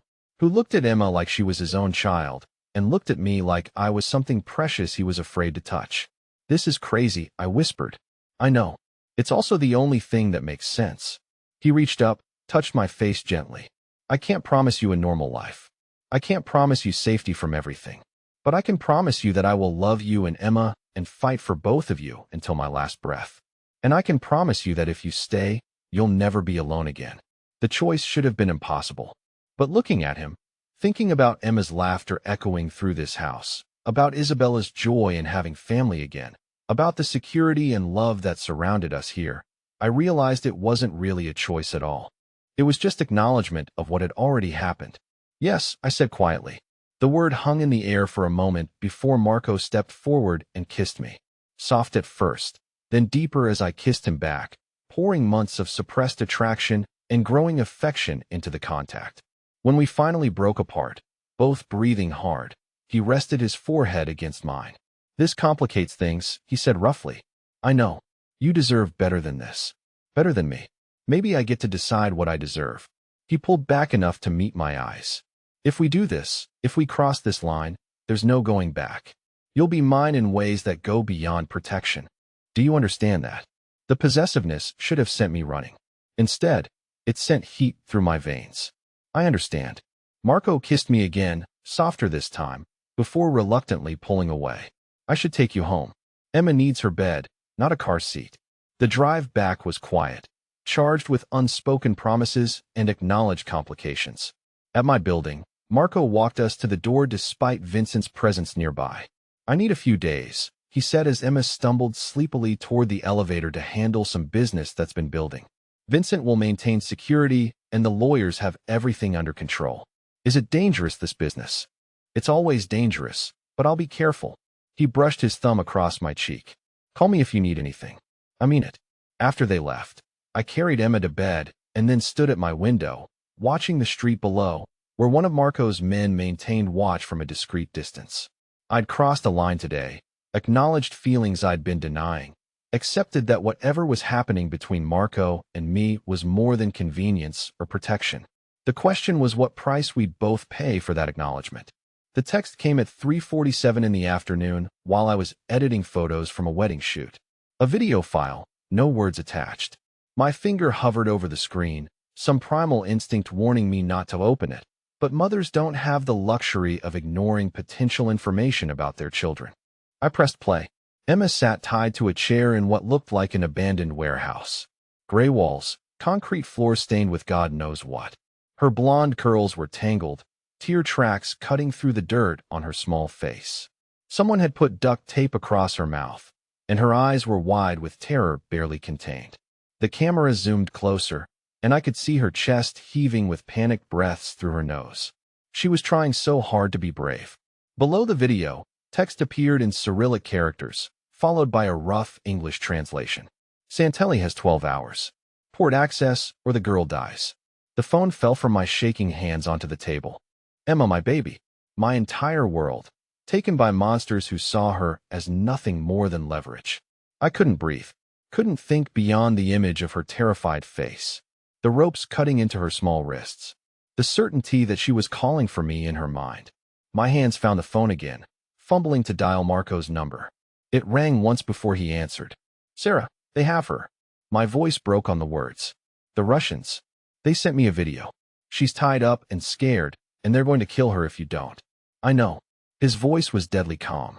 I received the same video 2 minutes ago. Where are you? I'm at home. Marco, they're going to hurt her. They won't steal underneath the words. Not while she's valuable. Listen to me carefully. Lock your door. I'm sending Vincent to get you. 10 minutes. Pack nothing. Just wait. I can't just wait. He cut through my rising hysteria. Every second you spend panicking is a second we're not moving. Trust me, I will get her back. The line went dead. I paced my small living room like a caged animal, checking the window every 30 seconds. 8 minutes later, Vincent's car screeched to a stop outside. I was down the stairs before he could get out. Where is she? I demanded, climbing into the passenger seat. We're working on it. Vincent pulled into traffic with controlled urgency. Marco's already mobilizing the team. The drive to Marco's mansion took 17 minutes. That felt like 17 hours. My mind kept showing me that video on repeat. Emma's terrified eyes, the ropes, the cold warehouse. What were they doing to her right now? Was she crying, screaming? Did she think we'd abandoned her? The mansion gates were already open when we arrived. Multiple vehicles crowded the circular drive. Men in dark clothes moving with military precision. Marco met me at the door. He'd changed into tactical gear, black cargo pants, and a fitted shirt under body armor. His expression was carved from ice. Come, he said, leading me through the house to a room I hadn't seen before. The operations center looked like something from a spy movie. Banks of computer monitors covered one wall, displaying satellite imagery, traffic cameras, heat signatures. Half a dozen men worked at keyboards, voices overlapping in rapid-fire Italian and English. Isabella stood in the corner, rosary beads clutched in her weathered hands, lips moving in silent prayer. Show me, Marco ordered. One of the technicians pulled up the video I'd received. Marco watched it once, face expressionless, then gestured for the tech to freeze on a frame showing the warehouse interior. Background details, he said, pointing that window configuration, the rust pattern on those pipes. Cross-reference with known Russian holdings in Newark. On it, the tech replied, fingers flying across the keyboard. Marco turned to me. The video was sent 40 minutes ago based on metadata. They're following standard kidnapping protocol, establishing control before making demands. They want your ports. I forced the words past my tight throat. Are you going to give them what they want? Simple. Absolute. Because if I negotiate, Emma becomes a template. Every enemy I have will know they can take what's mine to force compliance. She's not yours. The protest came automatically. His dark eyes met mine with an intensity that made my breath catch. Yes, she is. The moment I decided she was, and more importantly, she's yours. That makes this non-negotiable. One of the monitors flashed. Boss, I've got something. 3 warehouses in Newark matched the window configuration, running thermal imaging now. We watched as satellite feeds appeared, showing heat signatures in and around the buildings. The first 2 showed normal activity patterns. The third showed something different. There, the tech zoomed in. 12 heat signatures inside clustered defensive positions. One smaller signature separated from the group. My heart lurched. That's her. That has to be her. Marco studied the screen with a focus that was almost predatory. Timestamp on when they gathered there. First activity spike was 4:32 this afternoon. The tech reported. Matches our timeline. Want me to confirm with traffic cam footage. 3 minutes later, we had confirmation. A dark SUV with obscured plates had been caught on camera entering the warehouse district at 358. 12 minutes after Emma's school dismissal. That's our target. Marco turned to address the room. Alpha team preps for immediate deployment. Beta team maintains perimeter once we breach. No one leaves that building alive except our people and the girl. The casual way he ordered executions should have horrified me. Instead, I felt savage satisfaction. These men had taken my daughter. They deserved whatever was coming. I'm going with you, I said. No, she's my daughter, which is exactly why you're staying here. Marco's tone brooked no argument. You're emotionally compromised. You'd be a liability in the field. Emma needs her mother alive, not caught in crossfire. Then what am I supposed to do? Sit here and watch. He moved closer, lowering his voice. You watch every screen. You see the moment we secure her. And when this is over, when she's safe, you're the first face she sees. Not mine, yours. The logic was sound, even as everything in me screamed to go to her. I nodded jerkily. Marco touched my shoulder briefly, the only concession to comfort he'd allow himself. Then he was all business again, issuing rapid commands to his team. 15 minutes later, a convoy of 4 black SUVs left the property. I watched them go through the window, then returned to the operations center where multiple screens now showed dashboard cameras from the vehicles. Isabella appeared at my side with a glass of water I didn't remember wanting. He will bring her home, she said quietly. My son does not fail when family is at stake. She's not his family. She is the child my son protects. That makes her Santelli whether papers say so or not. Isabella squeezed my hand. And you, Sarah, you are also family now. These men took what is ours. They will learn why that was a mistake. The convoy reached the warehouse district as dusk fell.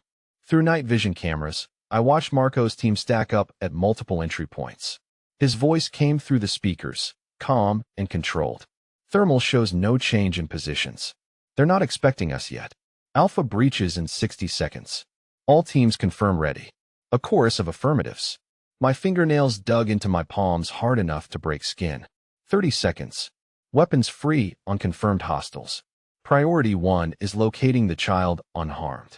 Priority 2 is intel. Priority 3 is nobody leaves breathing. I stopped breathing myself. Breach. The world exploded into chaos. Multiple camera feeds showed doors being kicked in simultaneously. Muzzle flashes lighting the darkness. Shouted commands in English and Italian. The staccato crack of gunfire filled the speakers. One camera mounted on Marco's helmet showed his point of view as he moved through the warehouse with lethal efficiency. 2 men appeared from behind a stack of crates. Marco fired 3 times. Both dropped. North corridor clear. Someone reported. East side 2 Tango down. Another voice. Office section ahead. Marco said, heat signature still there. Hasn't moved. Please let her be okay. Please let her be alive. The helmet camera showed Marco approaching a closed door. He signaled to the men behind him, held up 3 fingers. The door exploded inward. Marco swept into the room, weapon raised. For a heart-stopping moment, the camera showed nothing but overturned furniture and shadows. Then it tilted down. Emma sat in the corner exactly as she'd appeared in the video, tied to a chair, duct tape over her mouth. But her eyes, when they found the camera, went wide with recognition.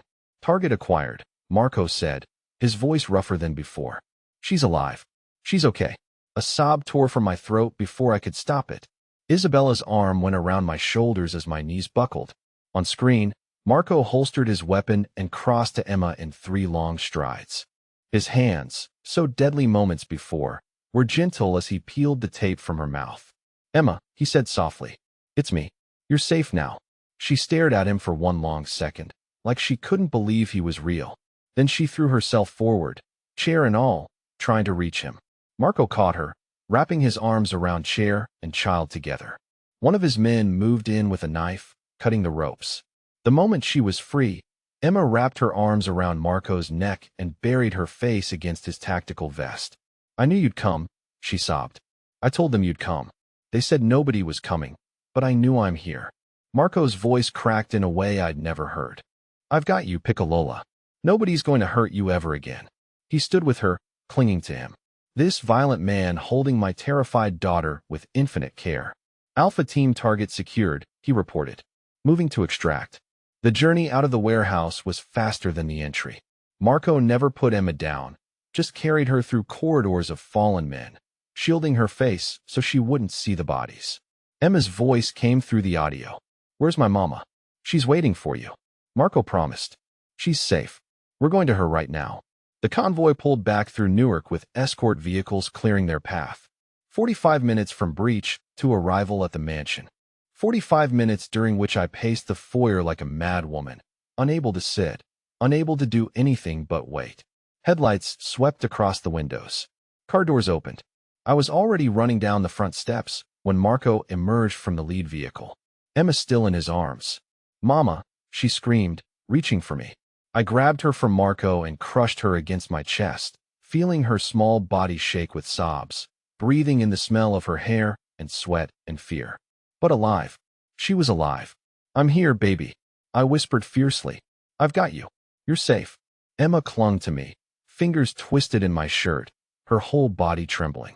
I held her so tightly she had to push back to breathe, but I couldn't let go. Couldn't convince my arms to loosen even slightly. Marco stood a few feet away, watching us with an expression I couldn't fully read. Relief, certainly, but underneath it, something darker. Guilt, maybe. The weight of promises made and nearly broken. Isabella appeared with a blanket, wrapping it around Emma's shoulders, even though the night wasn't cold. Pova Bambina, she murmured, tears streaming openly. You're home now. A doctor Marco had summoned arrived minutes later and checked Emma over in the mansion sitting room. No injuries beyond some bruising from the ropes and mild dehydration. Physically, she'd emerged intact. Emotionally was another question. Emma wouldn't let go of me. When the doctor needed to examine her arms, she screamed until I held her hand. When Isabella tried to bring her hot chocolate, she buried her face against my neck. It's okay, I kept saying, knowing it wasn't, but needing to say something. Nobody's going to hurt you. After the doctor left, and Isabella had coaxed Emma into drinking some water, Marco appeared in the doorway. Emma's head snapped up. For a moment, I thought she'd be afraid, would associate him with the trauma. Instead, she reached for him. Marco saved me, she said to me like I might not know. The bad men said nobody was coming, but he came anyway. Marco crossed the room and crouched beside us. I told you I'd protect you. I keep my promises. I know. Emma's small hand found his. Can we stay here tonight? I don't want to go back to our apartment. She didn't say why, but I knew the apartment was where she'd been taken from in her mind, even though the actual abduction happened at school. It represented vulnerability now. Of course, I said before Marco could answer. We'll stay as long as you need. Marco's eyes met mine over Emma's head. In that moment, I understood that something had fundamentally shifted between us. He'd gone to war for my daughter, had killed for her, had risked everything to bring her home. How did I walk away from that?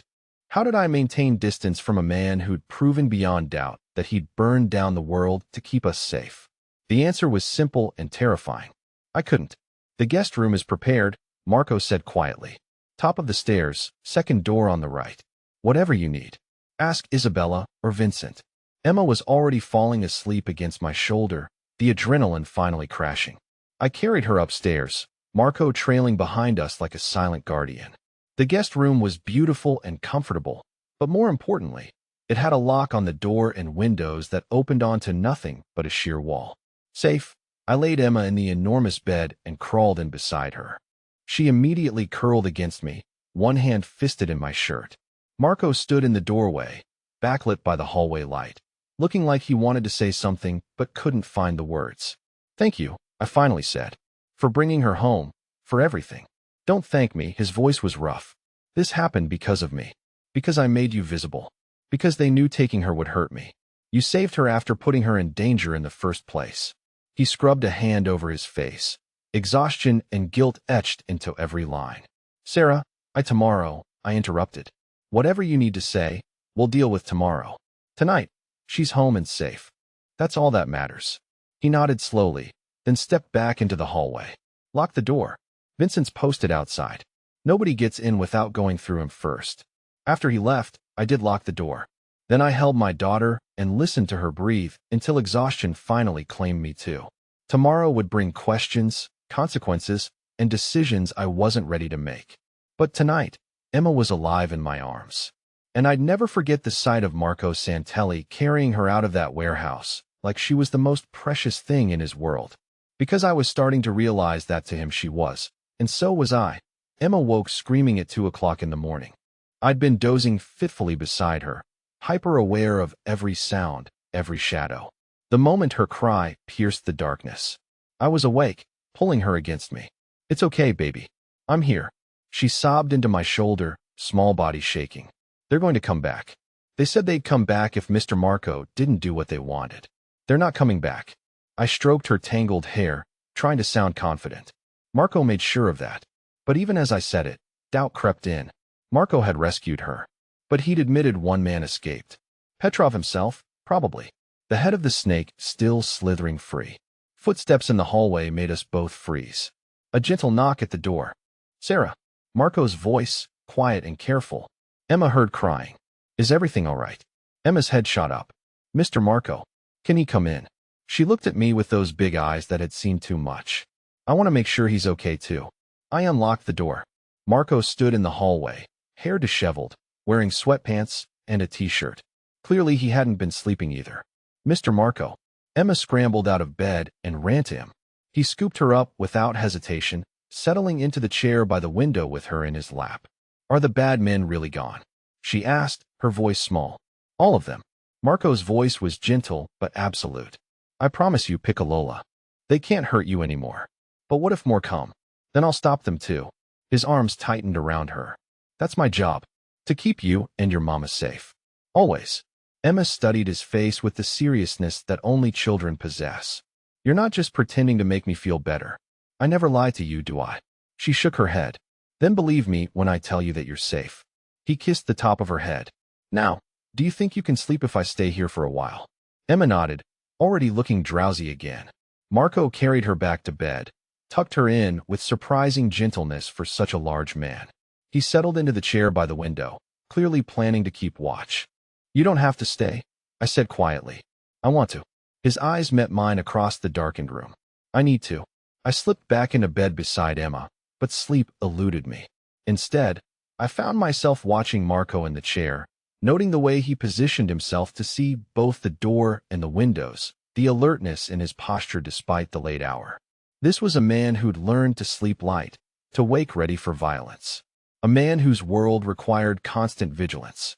And now Emma and I were part of that world, whether we'd chosen it or not. When morning finally came, Emma woke calmer but clingy. She insisted on staying close to both Marco and me, as if afraid we'd disappear if she let us out of her sight. Over breakfast, Isabella fussed over Emma with the desperate attention of someone who'd almost lost what she treasured most. Marco was quieter than usual, his phone buzzing constantly with updates and reports. The aftermath of last night's rescue was still playing out. "Sarah," he said finally, when Emma was distracted by Isabella's offer to teach her how to make proper Italian coffee. "We need to discuss what happens next." "I know, but not in front of her." "Agreed.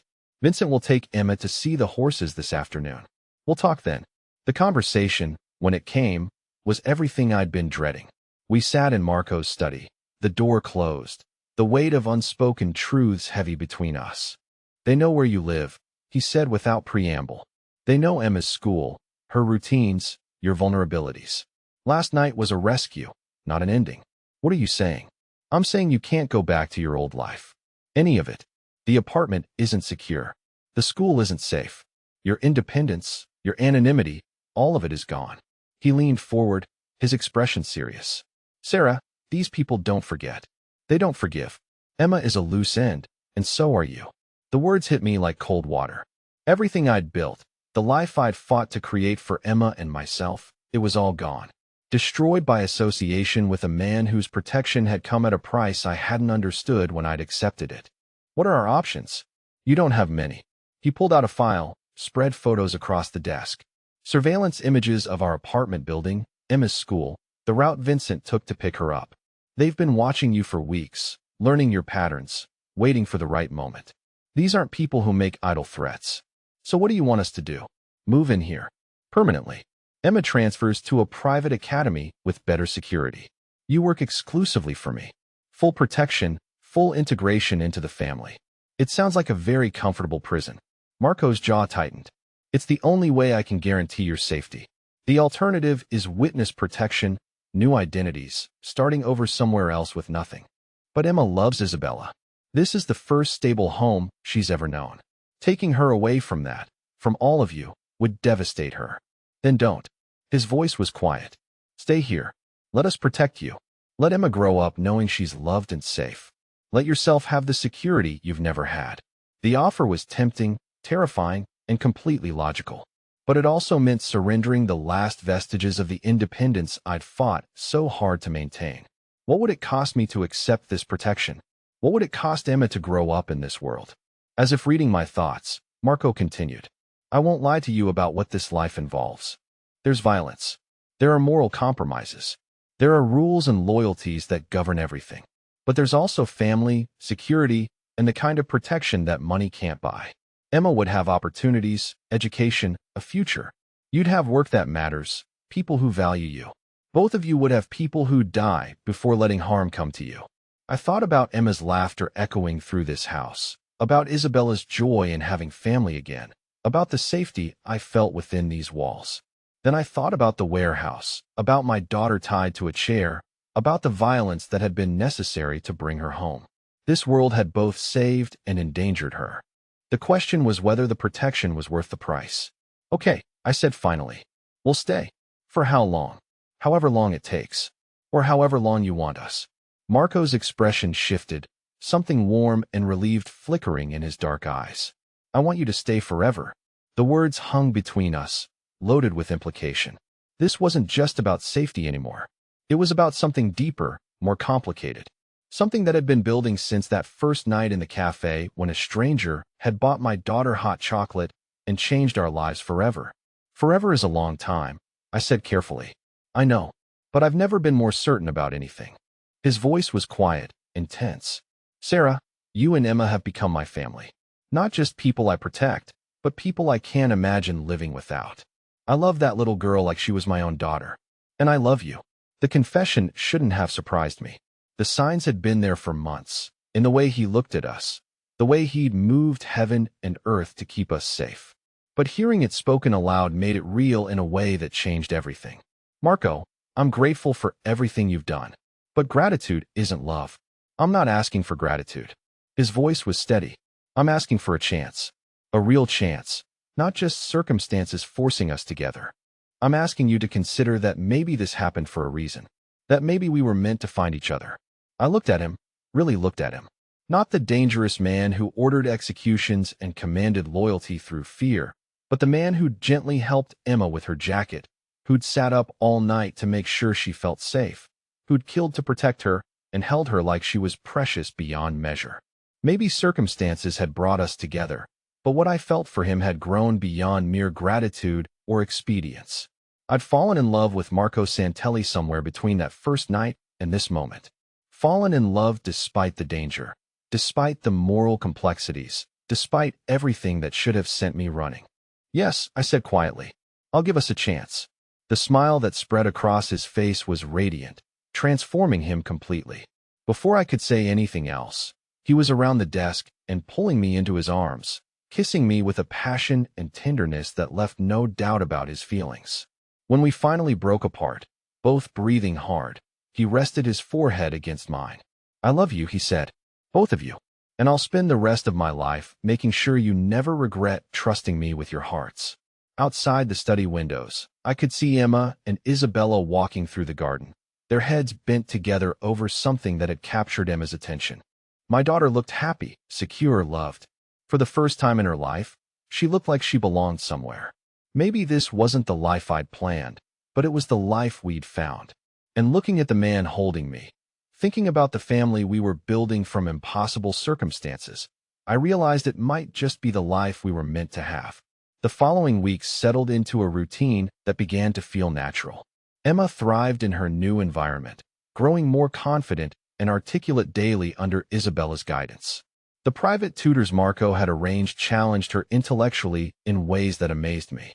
She was learning piano, art, languages, and developing the poise that came from being genuinely valued and nurtured. My work with Marco expanded beyond simple photography.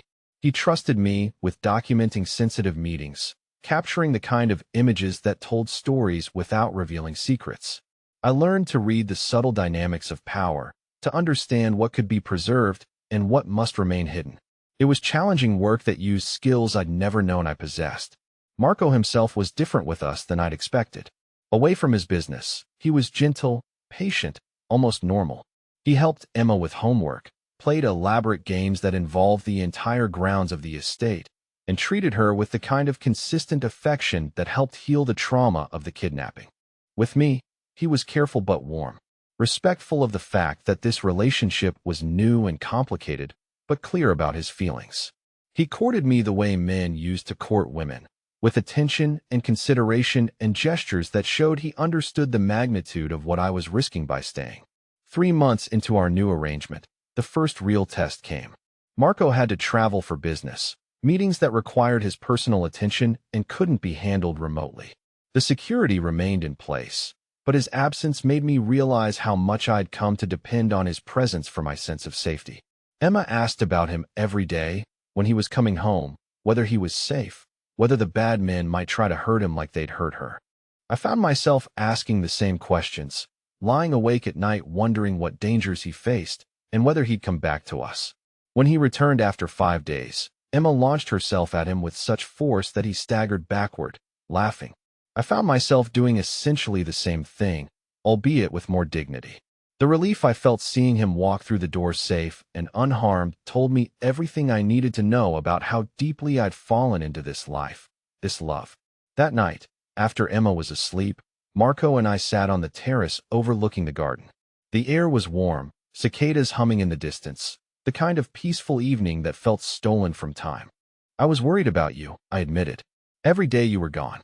Good, he said, surprising me. Why is that good? Because it means you care. It means this isn't just convenience or gratitude anymore. It means you're invested in us the way I'm invested in you. He turned to face me, his expression serious. Sarah, I need you to understand something. The life I lead, the choices I make, they come with risks. I can't promise you I'll always come home safe. I can't promise you that my enemies won't someday become threats to you and Emma again. I can only promise you that I'll fight harder to stay alive now than I ever have before, because I have more to live for. The honesty was brutal and necessary. This wasn't a fairy tale where love conquered all. This was real life with a man whose world included violence and danger as unavoidable realities. But it was also real life with a man who'd proven he'd do anything to protect what he loved. I understand, I said, and I'm not going anywhere. His smile in the moonlight was worth every risk, every moral compromise, every sacrifice that had brought us to this point. Marco pulled me closer, and I settled against his side, looking out at the garden where Emma had played that afternoon, where she was learning to be a child who felt safe and loved. This was our life now. Complicated, dangerous, beautiful, and more real than anything I'd ever experienced. And I couldn't imagine wanting to be anywhere else. 6 months later, the envelope arrived with no return address, postmarked from Newark. Inside, a single photograph. Emma and me walking through Central Park, taken from a distance but clear enough to send a message. We were still being watched, still being hunted. Marco studied the photo with the cold focus I'd learned to recognize as his most dangerous mood. He made 3 phone calls in rapid Italian, then turned to me with an expression that made my blood freeze. Pack a bag for you and Emma. We're leaving tonight. Where are we going? Somewhere safe while I handle this. His voice brooked no argument. This photograph means Petrov isn't finished. He's been watching, waiting, planning. I won't let him get close to either of you again. The safe house was a cabin in the mountains, 2 hours from the city and completely isolated. Vincent drove us there while Marco stayed behind to deal with the threat. Emma was excited by the adventure at first, treating it like a camping trip. But as days passed with no word about when we could return, she grew restless and worried. When is Marco coming to get us? She asked for the 10th time that morning. Soon, baby. I hoped I was telling the truth. Soon. 4 days later, Marco appeared at the cabin door. He looked exhausted, older somehow, but the grim satisfaction in his eyes told me the threat had been neutralized. It's over, he said simply. Petrov won't be a problem anymore. I didn't ask for details. Some knowledge was dangerous, and I'd learned to trust Marco's judgment about what I needed to know. Emma threw herself at him, chattering about the wildlife she'd seen and the fort she'd built from fallen branches. He listened with the patient attention that made her glow under his regard, but I could see the tension in his shoulders, the hyper-alertness that spoke of recent violence. That night, after Emma was asleep in the cabin's loft, Marco and I sat by the fire. The dancing flames cast shadows on his face, highlighting the sharp angles and the new lines of strain around his eyes. How bad was it? I asked quietly. Bad enough. His voice was rough. But it's finished. You and Emma are safe now. For how long? Forever. The certainty in his voice made me believe him. Petrov was a problem that won't resurface. Neither will anyone else who thinks they can use my family against me. The word family had become natural, expected. That's what we were now. Not the family any of us had been born into, but the family we'd chosen and fought for and protected with everything we had. We returned to the mansion the next day. Isabella was waiting with tears in her eyes and enough food to feed an army. Emma ran to her immediately, chattering about the cabin and the lake and the birds she'd learned to identify. Normal life resumed, but with an edge of relief that spoke to how close we'd come to losing everything. That evening, as I tucked Emma into bed, she looked at me with serious eyes. Mama, are we really safe now? Yes, baby, we're really safe. And Marco will always protect us. Always. She nodded, satisfied with the certainty in my voice. I love him, she said simply. Like a daddy. I love him too, I replied. And he loves us. Both of us. Very much. After Emma drifted off, I found Marco in his study, going through papers that looked like business contracts, but probably weren't. He looked up when I entered, and the warmth in his smile chased away the last of my fear. Come here, he said, holding out his hand. I crossed to him, let him pull me down onto his lap. We sat in comfortable silence for a moment, the weight of crisis past, and future uncertain but manageable. Sarah, he said finally. Yes. Marry me. The proposal was simple, direct, completely him. Not because you have to. Not because it's practical or safe or convenient. Marry me because you love me and I love you and Emma, and because I want to spend the rest of my life earning the trust you've given me. I thought about the path that had brought us here, the storm that had driven us into a stranger's cafe, the job that had become protection that had become love, the danger that had forced choices I'd never expected to make, the family that had grown from necessity and circumstance into something precious and irreplaceable. Yes, I said. Yes, I'll marry you. His kiss was gentle and fierce and full of promise. When we broke apart, he pulled a ring from his desk drawer. It was beautiful but not ostentatious, elegant without being flashy, perfect for a life that needed to balance love with discretion. It fits, I said, sliding it onto my finger. It should. I had it sized weeks ago. His smile was sheepish. I've been carrying it around, waiting for the right moment. After we eliminated the last threat to our future seemed right. The ring caught the light from the desk lamp, throwing small rainbows on the wall. It looked right on my hand. Like it belonged there. Like I belonged here, in this house, in this life, with this man who'd walked into our lives and changed everything. We were married 6 weeks later in the garden behind the house, with Emma as maid of honor and Isabella weeping happy tears throughout the ceremony. It was small, intimate, perfect. The kind of wedding I'd dreamed of but never expected to have. The future stretched ahead of us, uncertain in its details but solid in its foundation. We were family now, legally and emotionally bound together. Marco, Isabella, Emma, and I, creating something new from the pieces of our separate lives. That night, as I stood at our bedroom window looking out at the garden where Emma still played and where she would teach her own children to play someday, I marveled at the journey that had brought us here. I'd walked into a cafe seeking shelter from a storm and found a home I'd never known I was looking for. Sometimes the best things in life came from the worst circumstances. Sometimes protection became love, became family, became forever. And sometimes, a single mother and her daughter could find their way into a dangerous man's heart and discover that the safest place in the world was exactly where they were meant to be. What happens now? Emma had asked me once, standing in this same spot. Now we live, I whispered to the night air. Now we love. Now we're home.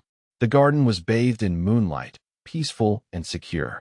Inside the house, my family slept safe under protection that was both deadly and devoted. And I understood finally that this was what happily ever after looked like. Not perfect, not without its shadows, but real and strong and worth every risk we'd taken to build it. Marco appeared behind me, wrapping his arms around my waist, pulling me back against his chest. What are you thinking about? He murmured against my hair. Everything. How we got here. How lucky we are. How much I love this life we've built. We were lucky, he agreed. But we also fought for it. Fought for each other. That makes it even more precious. I turned in his arms, looked up at the man who'd saved us and loved us and claimed us as his own. You're right. And I'd fight for it again.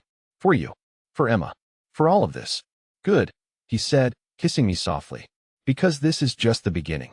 There was promise in his words, in his touch, in the way he looked at me like I was the most precious thing in his world. The beginning of a life neither of us had planned, but both of us had chosen. The beginning of forever with the family we'd found in the most unlikely of places. And as Marco led me away from the window and into our future, I knew with complete certainty that I was exactly where I belonged. Home. Safe. Loved. Free to love in return. It was more than I'd ever dared to hope for, and it was perfect. If you enjoy stories like this, take a moment to subscribe. That's how I'll know you truly liked it. Even if you're watching on your TV, grab a second to join this family of fans who love emotional and heartfelt stories. Your support means everything, and it helps us bring you even more tales like this. 5 years had passed since that night in the garden when Marco and I promised each other forever. 5 years of building a life that should have been impossible, creating stability from chaos, finding peace within protection. Emma was now 10, no longer the frightened 5-year-old who'd clung to me in that warehouse footage, but a confident, articulate child who spoke 3 languages fluently and could discuss art history with adults twice her age. Isabella had been her constant companion and teacher, filling Emma's world with culture, wisdom, and the kind of unconditional love that heals old wounds and builds unshakable foundations. Our marriage had deepened into something both passionate and comfortable, the kind of partnership that grows stronger under pressure rather than cracking. Marco had proven himself to be everything he'd promised and more. A protector who never wavered, a father figure who cherished Emma as completely as any biological parent, and a husband who loved me with a devotion that still took my breath away. But the nature of Marco's world meant that peace was always temporary, and threats could emerge from shadows we'd thought permanently dispelled. The call came on a Tuesday morning in October, while Emma was in her art lesson with the instructor Marco had hired to nurture her obvious talent. I was in my office, editing photographs from a charity gala the previous weekend, when Marco's phone rang with the particular tone he'd assigned to emergency calls. His voice when he answered was immediately different. Sharper, colder, more dangerous. Boss, we've got a situation. Vincent's voice came through clearly on speakerphone. The Bellini family is making moves. They've been quietly building alliances, positioning themselves to challenge our territory agreements. Marco's jaw tightened as he processed this information. The Bellinis had been allies for years, their territories clearly delineated, their business arrangements mutually beneficial. If they were preparing to break those agreements, it meant war. How certain is this intelligence? Marco asked. Very certain. Vincent's tone was grim. They've approached 3 of our smaller associates with offers that amount to buyouts. When those were refused, the offers became threats. Additionally, they've been seen meeting with families from Chicago and Boston, building a coalition. The implications hit me like cold water. Everything we'd built, the safety and security Emma and I had found, it was all potentially at risk again. 5 years of peace, and we were back to looking over our shoulders, back to wondering if today would be the day violence found its way to our door. Where does this leave us? I asked, my voice steadier than I felt. Marco looked at me, and I saw the weight of responsibility in his eyes. The burden of protecting not just his business interests, but his family. It leaves us with choices to make. We can try to negotiate, find a peaceful resolution. We can prepare for war. Or we can remove ourselves from the equation entirely. What does removing ourselves mean? It means disappearing again. New identities, new location, starting over somewhere the Bellini family can't reach us. His voice was carefully neutral, but I could hear the reluctance beneath it. It means giving up everything we've built here, leaving Isabella, abandoning the life Emma knows and loves. The thought of uprooting Emma again, of tearing her away from Isabella and the only stable home she'd ever known, made my stomach clench. But the thought of her being in danger made it clench harder. What would you prefer to do? I asked. Marco was quiet for a long moment, staring out the window at the gardens where Emma was visible through the art studio's glass walls, her blonde hair catching the autumn sunlight as she worked intently on whatever masterpiece was capturing her attention that day. I'd prefer to end this threat permanently, he said finally, to make it clear that challenging this family has consequences severe enough to deter anyone else from making the same mistake. But that means violence, Sarah. It means a war that could last months and put all of us at risk every single day. And if we run, Emma loses everything again. Isabella loses the daughter and granddaughter she's come to love as her own. You lose the career you've built, the security you've found. And I lose the only home I've ever known and the territory my father built, and I've spent my life protecting. Neither option was good. Both carried costs that would change us in fundamental ways. But looking at Emma through that window, seeing her safe and happy and thriving, I knew there was really only one choice I could live with. We stay, I said. We protect what we've built. Whatever it takes. Marco's expression shifted to something between relief and resignation. You understand what you're agreeing to. The security measures will be intense. Emma's freedom will be restricted. Our lives will revolve around safety protocols until this is resolved. And resolution might require things that, he paused, searching for the right words, that good people shouldn't have to accept. I've accepted worse things for less important reasons, I replied. Emma deserves to grow up here, with Isabella, with the life you've given her. I won't let some power-hungry family take that away from her. Marco crossed the room and pulled me into his arms, holding me tight against his chest. I could feel the tension in his muscles, the weight of decisions he'd have to make to keep us safe. I love you, he murmured against my hair. Both of you, more than my own life.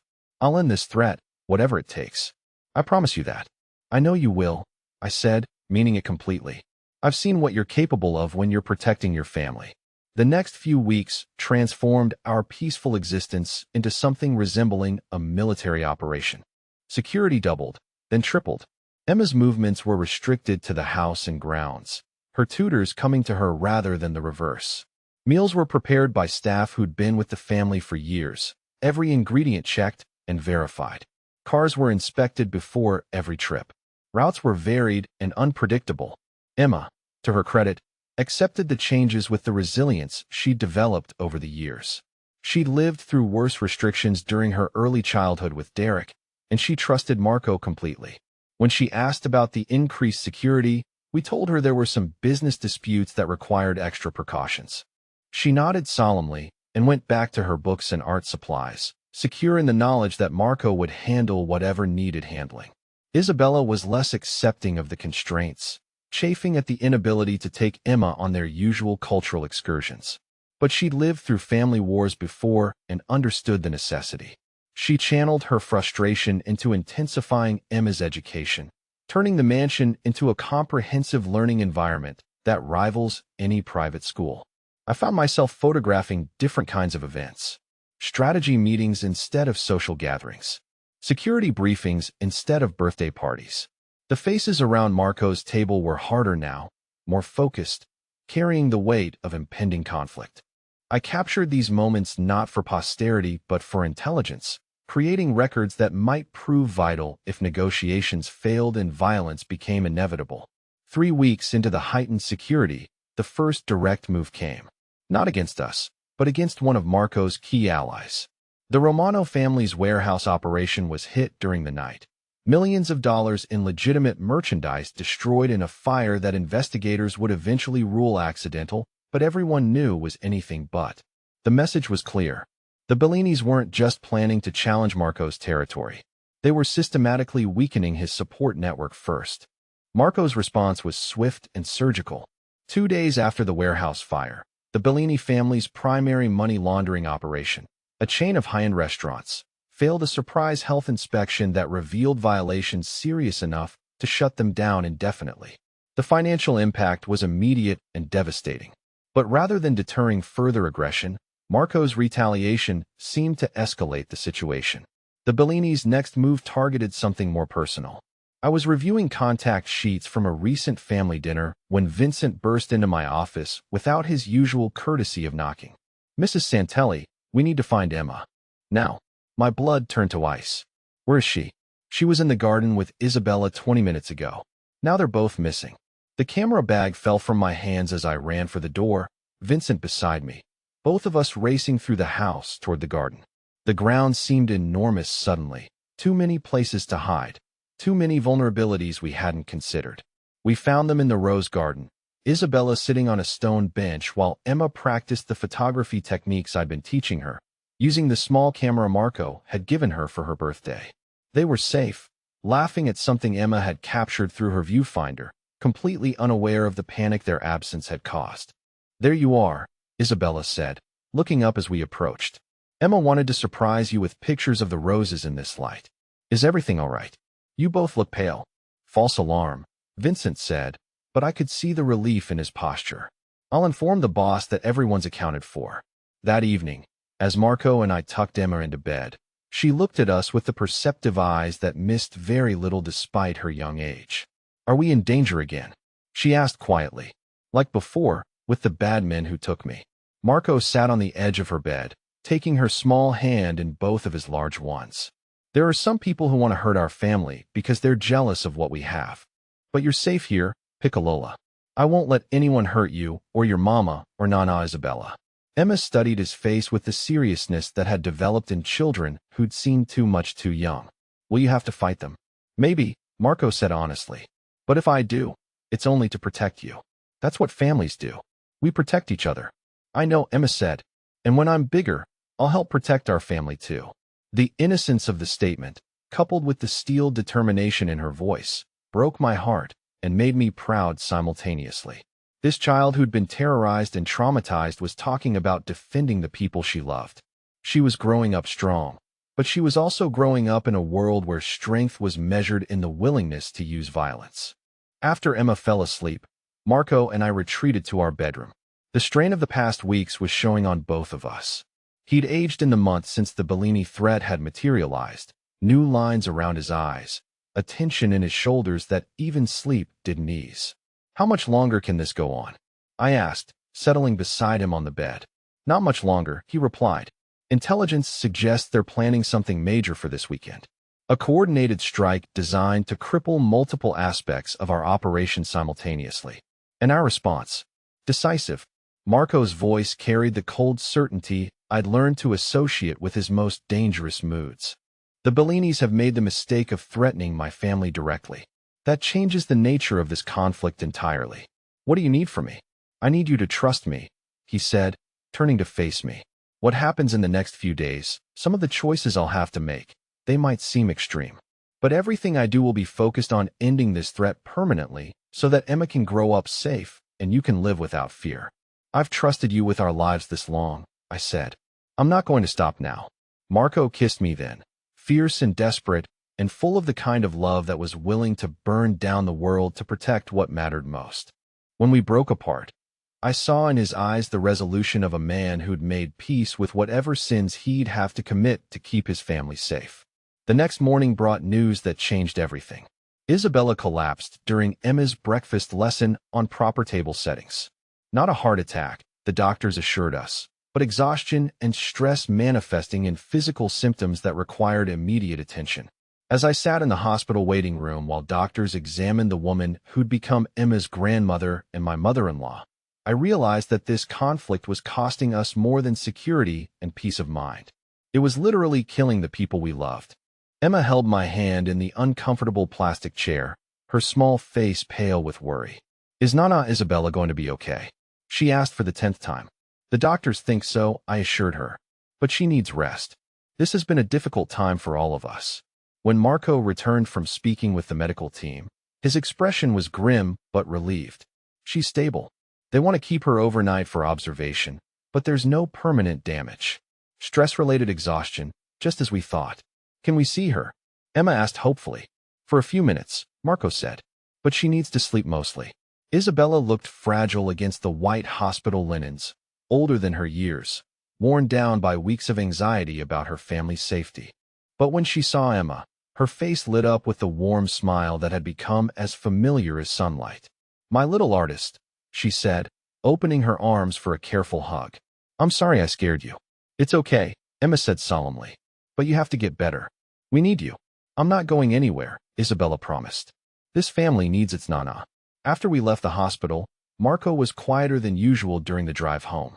I could see him processing, calculating, coming to conclusions I probably didn't want to understand. That night, after Emma was asleep, he found me in our bedroom, staring out at the garden where security lights now illuminated every shadow. "This ends tomorrow," he said simply. "What ends tomorrow?" "The Bellini problem. Their leadership. Their organization. All of it." "Marco, what are you planning?" "Something that should have been done weeks ago," he replied. "I let this drag on because I hoped for a peaceful resolution. But they've made it clear that peace isn't their objective. They want war. Tomorrow they'll get it." The finality in his voice left no room for argument or negotiation. Marco had moved into the headspace that made him most dangerous, the cold calculation that prioritized results over methods. I didn't ask for details. Some knowledge was too dangerous to possess, too dark to carry.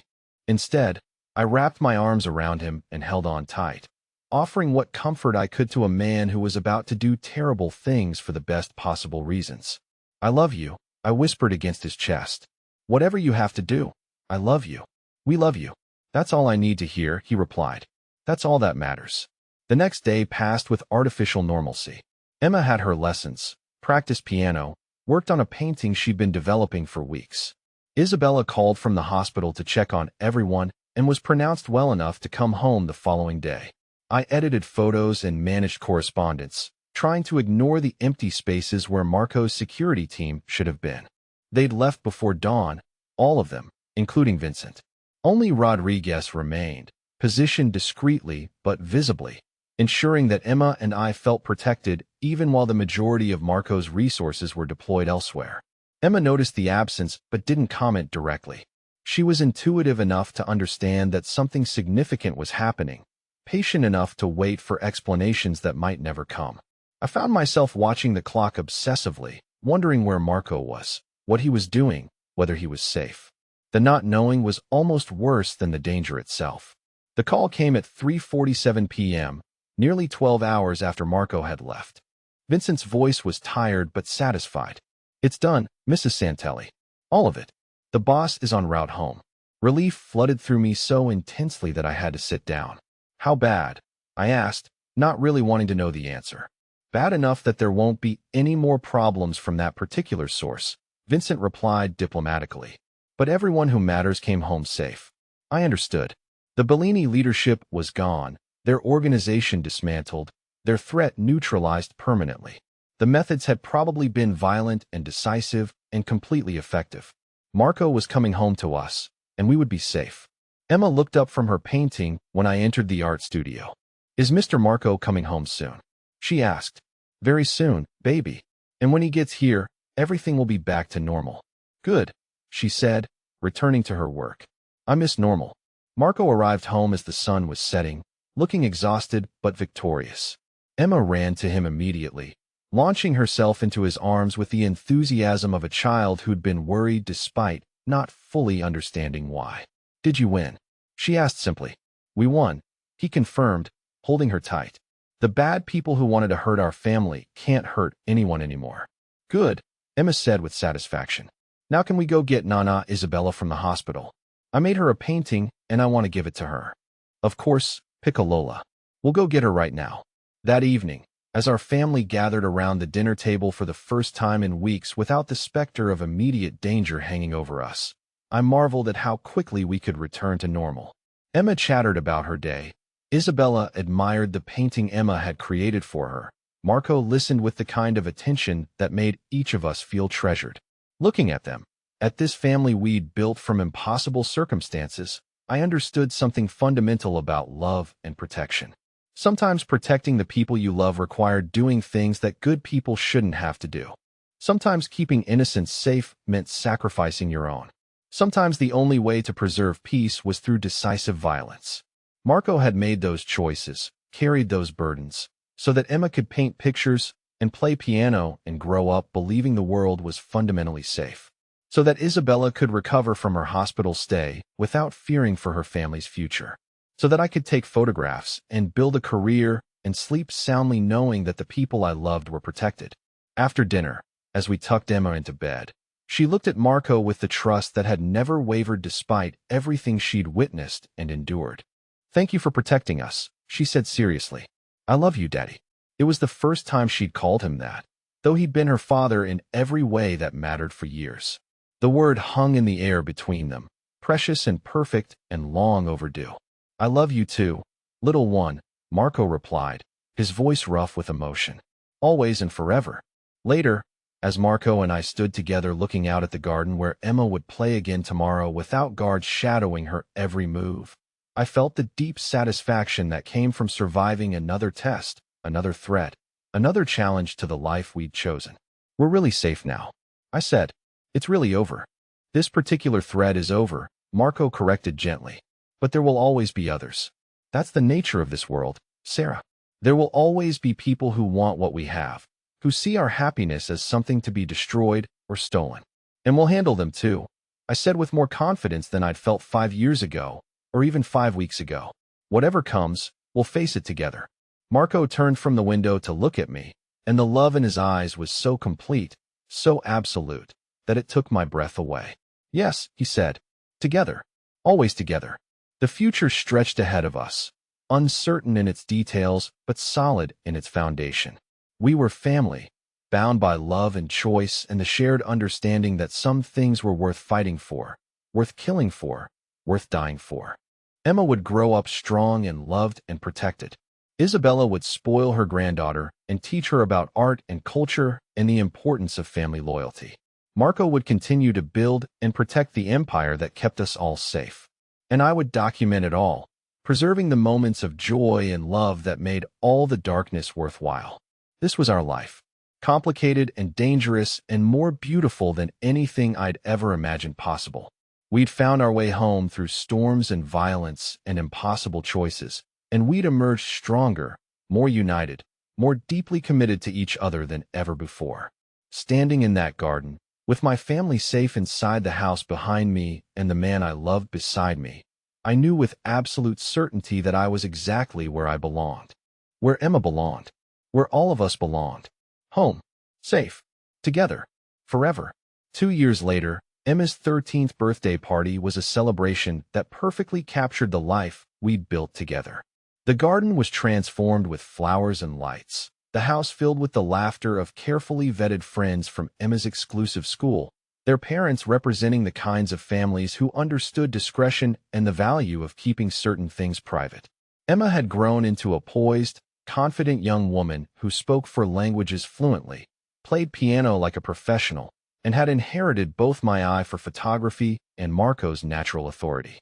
She moved through her party with the grace of someone who'd been raised to understand her place in a complex world, greeting guests with perfect manners while never losing the warmth that made her genuinely beloved by everyone who met her.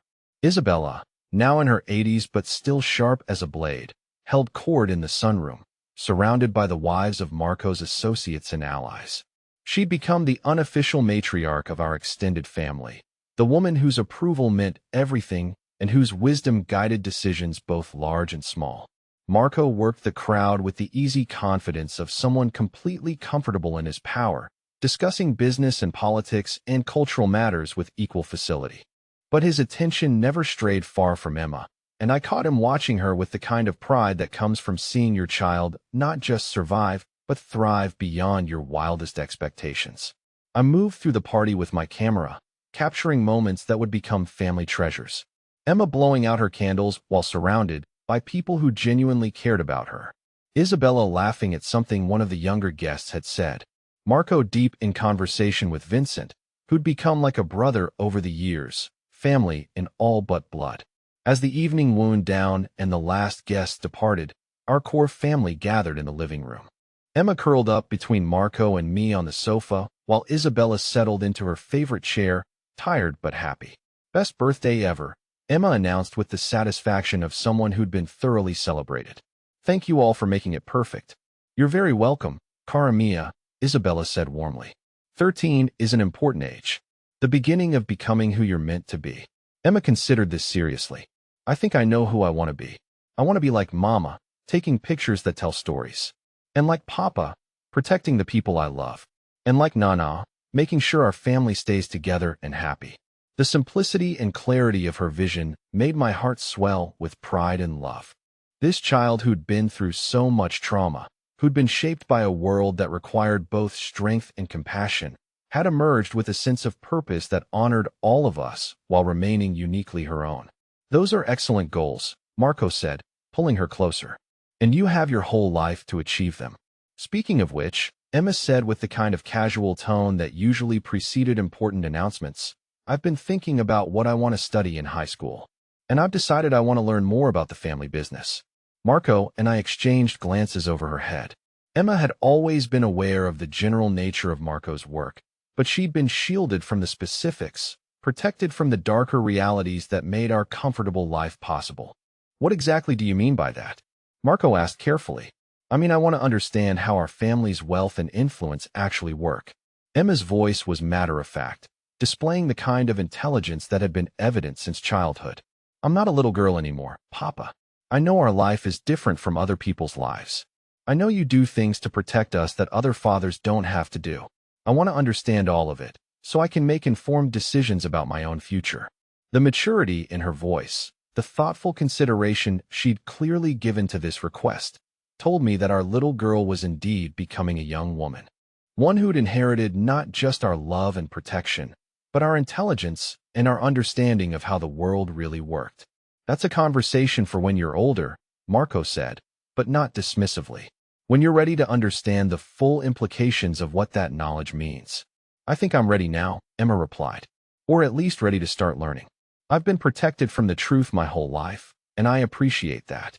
But I'm part of this family, and I want to understand my heritage completely."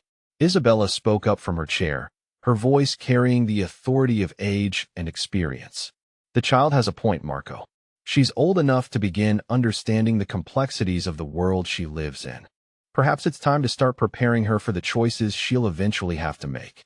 Marco was quiet for a long moment, processing this challenge to the protective walls he'd built around Emma's innocence. Finally, he nodded slowly. "We'll start with the legitimate businesses," he said. "The real estate holdings, the import operations, the charitable foundations. You can learn how those work, understand the complexity of managing significant resources responsibly. And later," Emma pressed, "later, when you're old enough to understand the full implications and make informed choices about your own involvement, we'll discuss everything else." Emma nodded, satisfied with the compromise. "Thank you for taking me seriously," she said. "I know it would be easier to keep treating me like a child forever, but I want to be worthy of this family's trust and protection. I want to earn my place here." "You've already earned it, Cara," Isabella said warmly. "You earned it the moment you brought light back into this house. But I'm proud of you for wanting to understand your responsibilities along with your privileges." As we said our goodnights and Emma headed upstairs to her room, Marco and I lingered in the living room with Isabella. "She's growing up," Isabella observed. "Becoming exactly who she should be. Strong enough to handle truth, smart enough to make good decisions, loving enough to put family first. You've raised her well." "We've all raised her," I corrected. "She's a product of all our love and influence." Marco put his arm around me, pulling me close. "She's remarkable. Both of you are. And she's right about being ready for more responsibility. Maybe it's time to start preparing her for the realities of the world she'll inherit." The idea of Emma entering Marco's world more fully was both thrilling and terrifying. She'd inherit incredible resources and influence, but also the dangers and moral complexities that came with them. Still, watching her tonight, seeing her confidence and wisdom and deep love for our family, I felt confident that she'd navigate those challenges successfully. "She's got good teachers," I said, "and a strong foundation. Whatever she chooses to do with her life, she'll do it well. As we prepared for bed that night, Marco was quieter than usual, lost in thought about Emma's request and what it meant for our family's future. "Are you worried about her wanting to know more?" I asked. "Not worried exactly," he replied. "Concerned about making sure she understands the weight of what she's asking for. This knowledge changes you, Sarah. Once you understand the full scope of how power really works, you can't go back to innocent assumptions about the world." "She's already lost most of her innocence," I pointed out. "She's seen violence, experienced trauma, lived with the reality of being protected by force. Teaching her how that protection actually works might be less shocking than you think." "Maybe," Marco said, "but I want to be certain we're doing this for the right reasons. Because she's genuinely ready, not just because she's asking." "She's ready," I said with confidence. "Emma's always been old beyond her years, and she's right about deserving to understand her own heritage. This is who she is, who we all are. Hiding that from her indefinitely doesn't protect her. It just leaves her unprepared." Marco nodded slowly. "You're right. It's time to start treating her like the young woman she's becoming instead of the child she was." The next few months marked a new phase in Emma's education. Along with her regular academic subjects and artistic pursuits, she began learning about business management, financial planning, and the legitimate aspects of Marco's extensive holdings.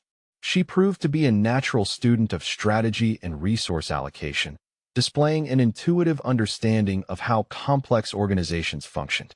She also began attending certain family gatherings where business was discussed, sitting quietly and listening as Marco and his associates talked about territory agreements, conflict resolution, and the delicate balance of power that kept their world functioning. She asked thoughtful questions afterward, demonstrating that she was processing and understanding the implications of what she'd observed. Isabella took on the role of cultural historian, teaching Emma about the traditions and codes of honor that governed their world. The importance of loyalty, the sanctity of family bonds, the understanding that certain kinds of betrayal carried permanent consequences. Emma absorbed these lessons with the same seriousness she brought to everything else, recognizing that this wasn't just family lore, but practical wisdom that might someday save her life. I continued documenting our evolving family, but now my photographs included images of Emma in her new role as inheritor and student. Her sitting beside Marco during strategy meetings, taking notes with the concentration of someone who understood the importance of every detail. Her discussing art and culture with Isabella, while learning the subtle lessons about reading people and situations that would serve her well in any context. The transformation was gradual but unmistakable. Emma was growing from a protected child into a young woman who understood her place in a complex and sometimes dangerous world. She maintained her warmth and artistic sensibilities, but added to them a steel core that would serve her well in whatever challenges lay ahead. One evening in late spring, as Emma practiced piano while Marco and I reviewed photographs from a recent charity auction, she stopped playing and turned to face us. "I've made a decision about my future," she announced with the calm confidence that had become her trademark. "Oh." Marco looked up from the contact sheets. "What kind of decision?" "I want to go to college for business and international relations," she said. "I want to understand how legitimate power structures work before I learn about the other kinds. And after college, I want to come back here and work alongside you, Papa. I want to help build and protect our family's interests." The declaration hung in the air between us, significant and irrevocable. Emma wasn't just asking to understand our world anymore. She was committing to being part of it. "That's a serious decision, Kara," Marco said carefully. "Once you choose this path, it's difficult to step away from it later." "I know," Emma replied. "I've been thinking about it for months. This is my family. These are my people. This is my heritage. I don't want to run away from it or pretend it doesn't exist. I want to honor it and help it grow stronger." Isabella, who'd been listening from her reading chair in the corner, set down her book and joined the conversation. "Are you certain this is what you want, Bambina? There are other paths available to you. Safer paths." "I'm certain," Emma said firmly. "I've never felt safer or more loved than I have in this family. I want to spend my life protecting and preserving what we've built together." Marco and I exchanged another meaningful look. Emma's decision would change everything, not just for her, but for all of us. It would mean raising the next generation of our family's leadership, preparing her for responsibilities that would be both rewarding and burdensome. But looking at her, seeing the determination and love and understanding in her eyes, I felt nothing but pride and confidence in her choice. "If that's what you want, Emma, then that's what we'll help you achieve," I said. "You have our support completely." Marco nodded his agreement. "We'll make sure you have every tool you need to succeed in whatever role you choose to take on." Emma smiled, the radiant expression that had been lighting up our lives for years. "Thank you," she said simply, "for everything. For saving me, for loving me, for teaching me, for trusting me with this family's future." She crossed the room and hugged each of us in turn, and I felt the profound satisfaction that comes from watching someone you love choose their own path, while honoring the foundation you've helped provide. This was what we'd worked for, fought for, sacrificed for. Not just Emma's safety and happiness, but her strength and wisdom and capacity to carry our family's legacy into the future. She would face challenges we couldn't even imagine yet, but she'd face them with all the love and support and resources we could provide. As I watched Emma return to her piano, continuing the piece she'd been practicing, I marveled at the journey that had brought us all here. From that stormy night in the cafe when a desperate mother had asked a stranger for shelter, to this moment when that same mother watched her daughter claim her place as inheritor to an empire built on love and protection and the understanding that some things were worth any sacrifice to preserve. The music filled the room, beautiful and complex and perfectly controlled, just like the life we'd built together. And listening to it, surrounded by the people I loved most in the world, I knew that whatever challenges the future held, we'd face them as we'd faced everything else. Together, as family, with absolute commitment to protecting what mattered most. The story that had begun with seeking shelter from a storm had become the foundation for something permanent and beautiful and strong enough to weather any tempest. We were home. We were safe. We were loved. And we were ready for whatever came next. As Emma's piano music drifted through our house, carrying with it all the hope and promise of the future, I picked up my camera one more time, capturing this perfect moment when past and future converged in the present, when the child who'd been saved became the young woman who would carry salvation forward to the next generation. This was our legacy. This was our triumph. This was our family. And it was beautiful,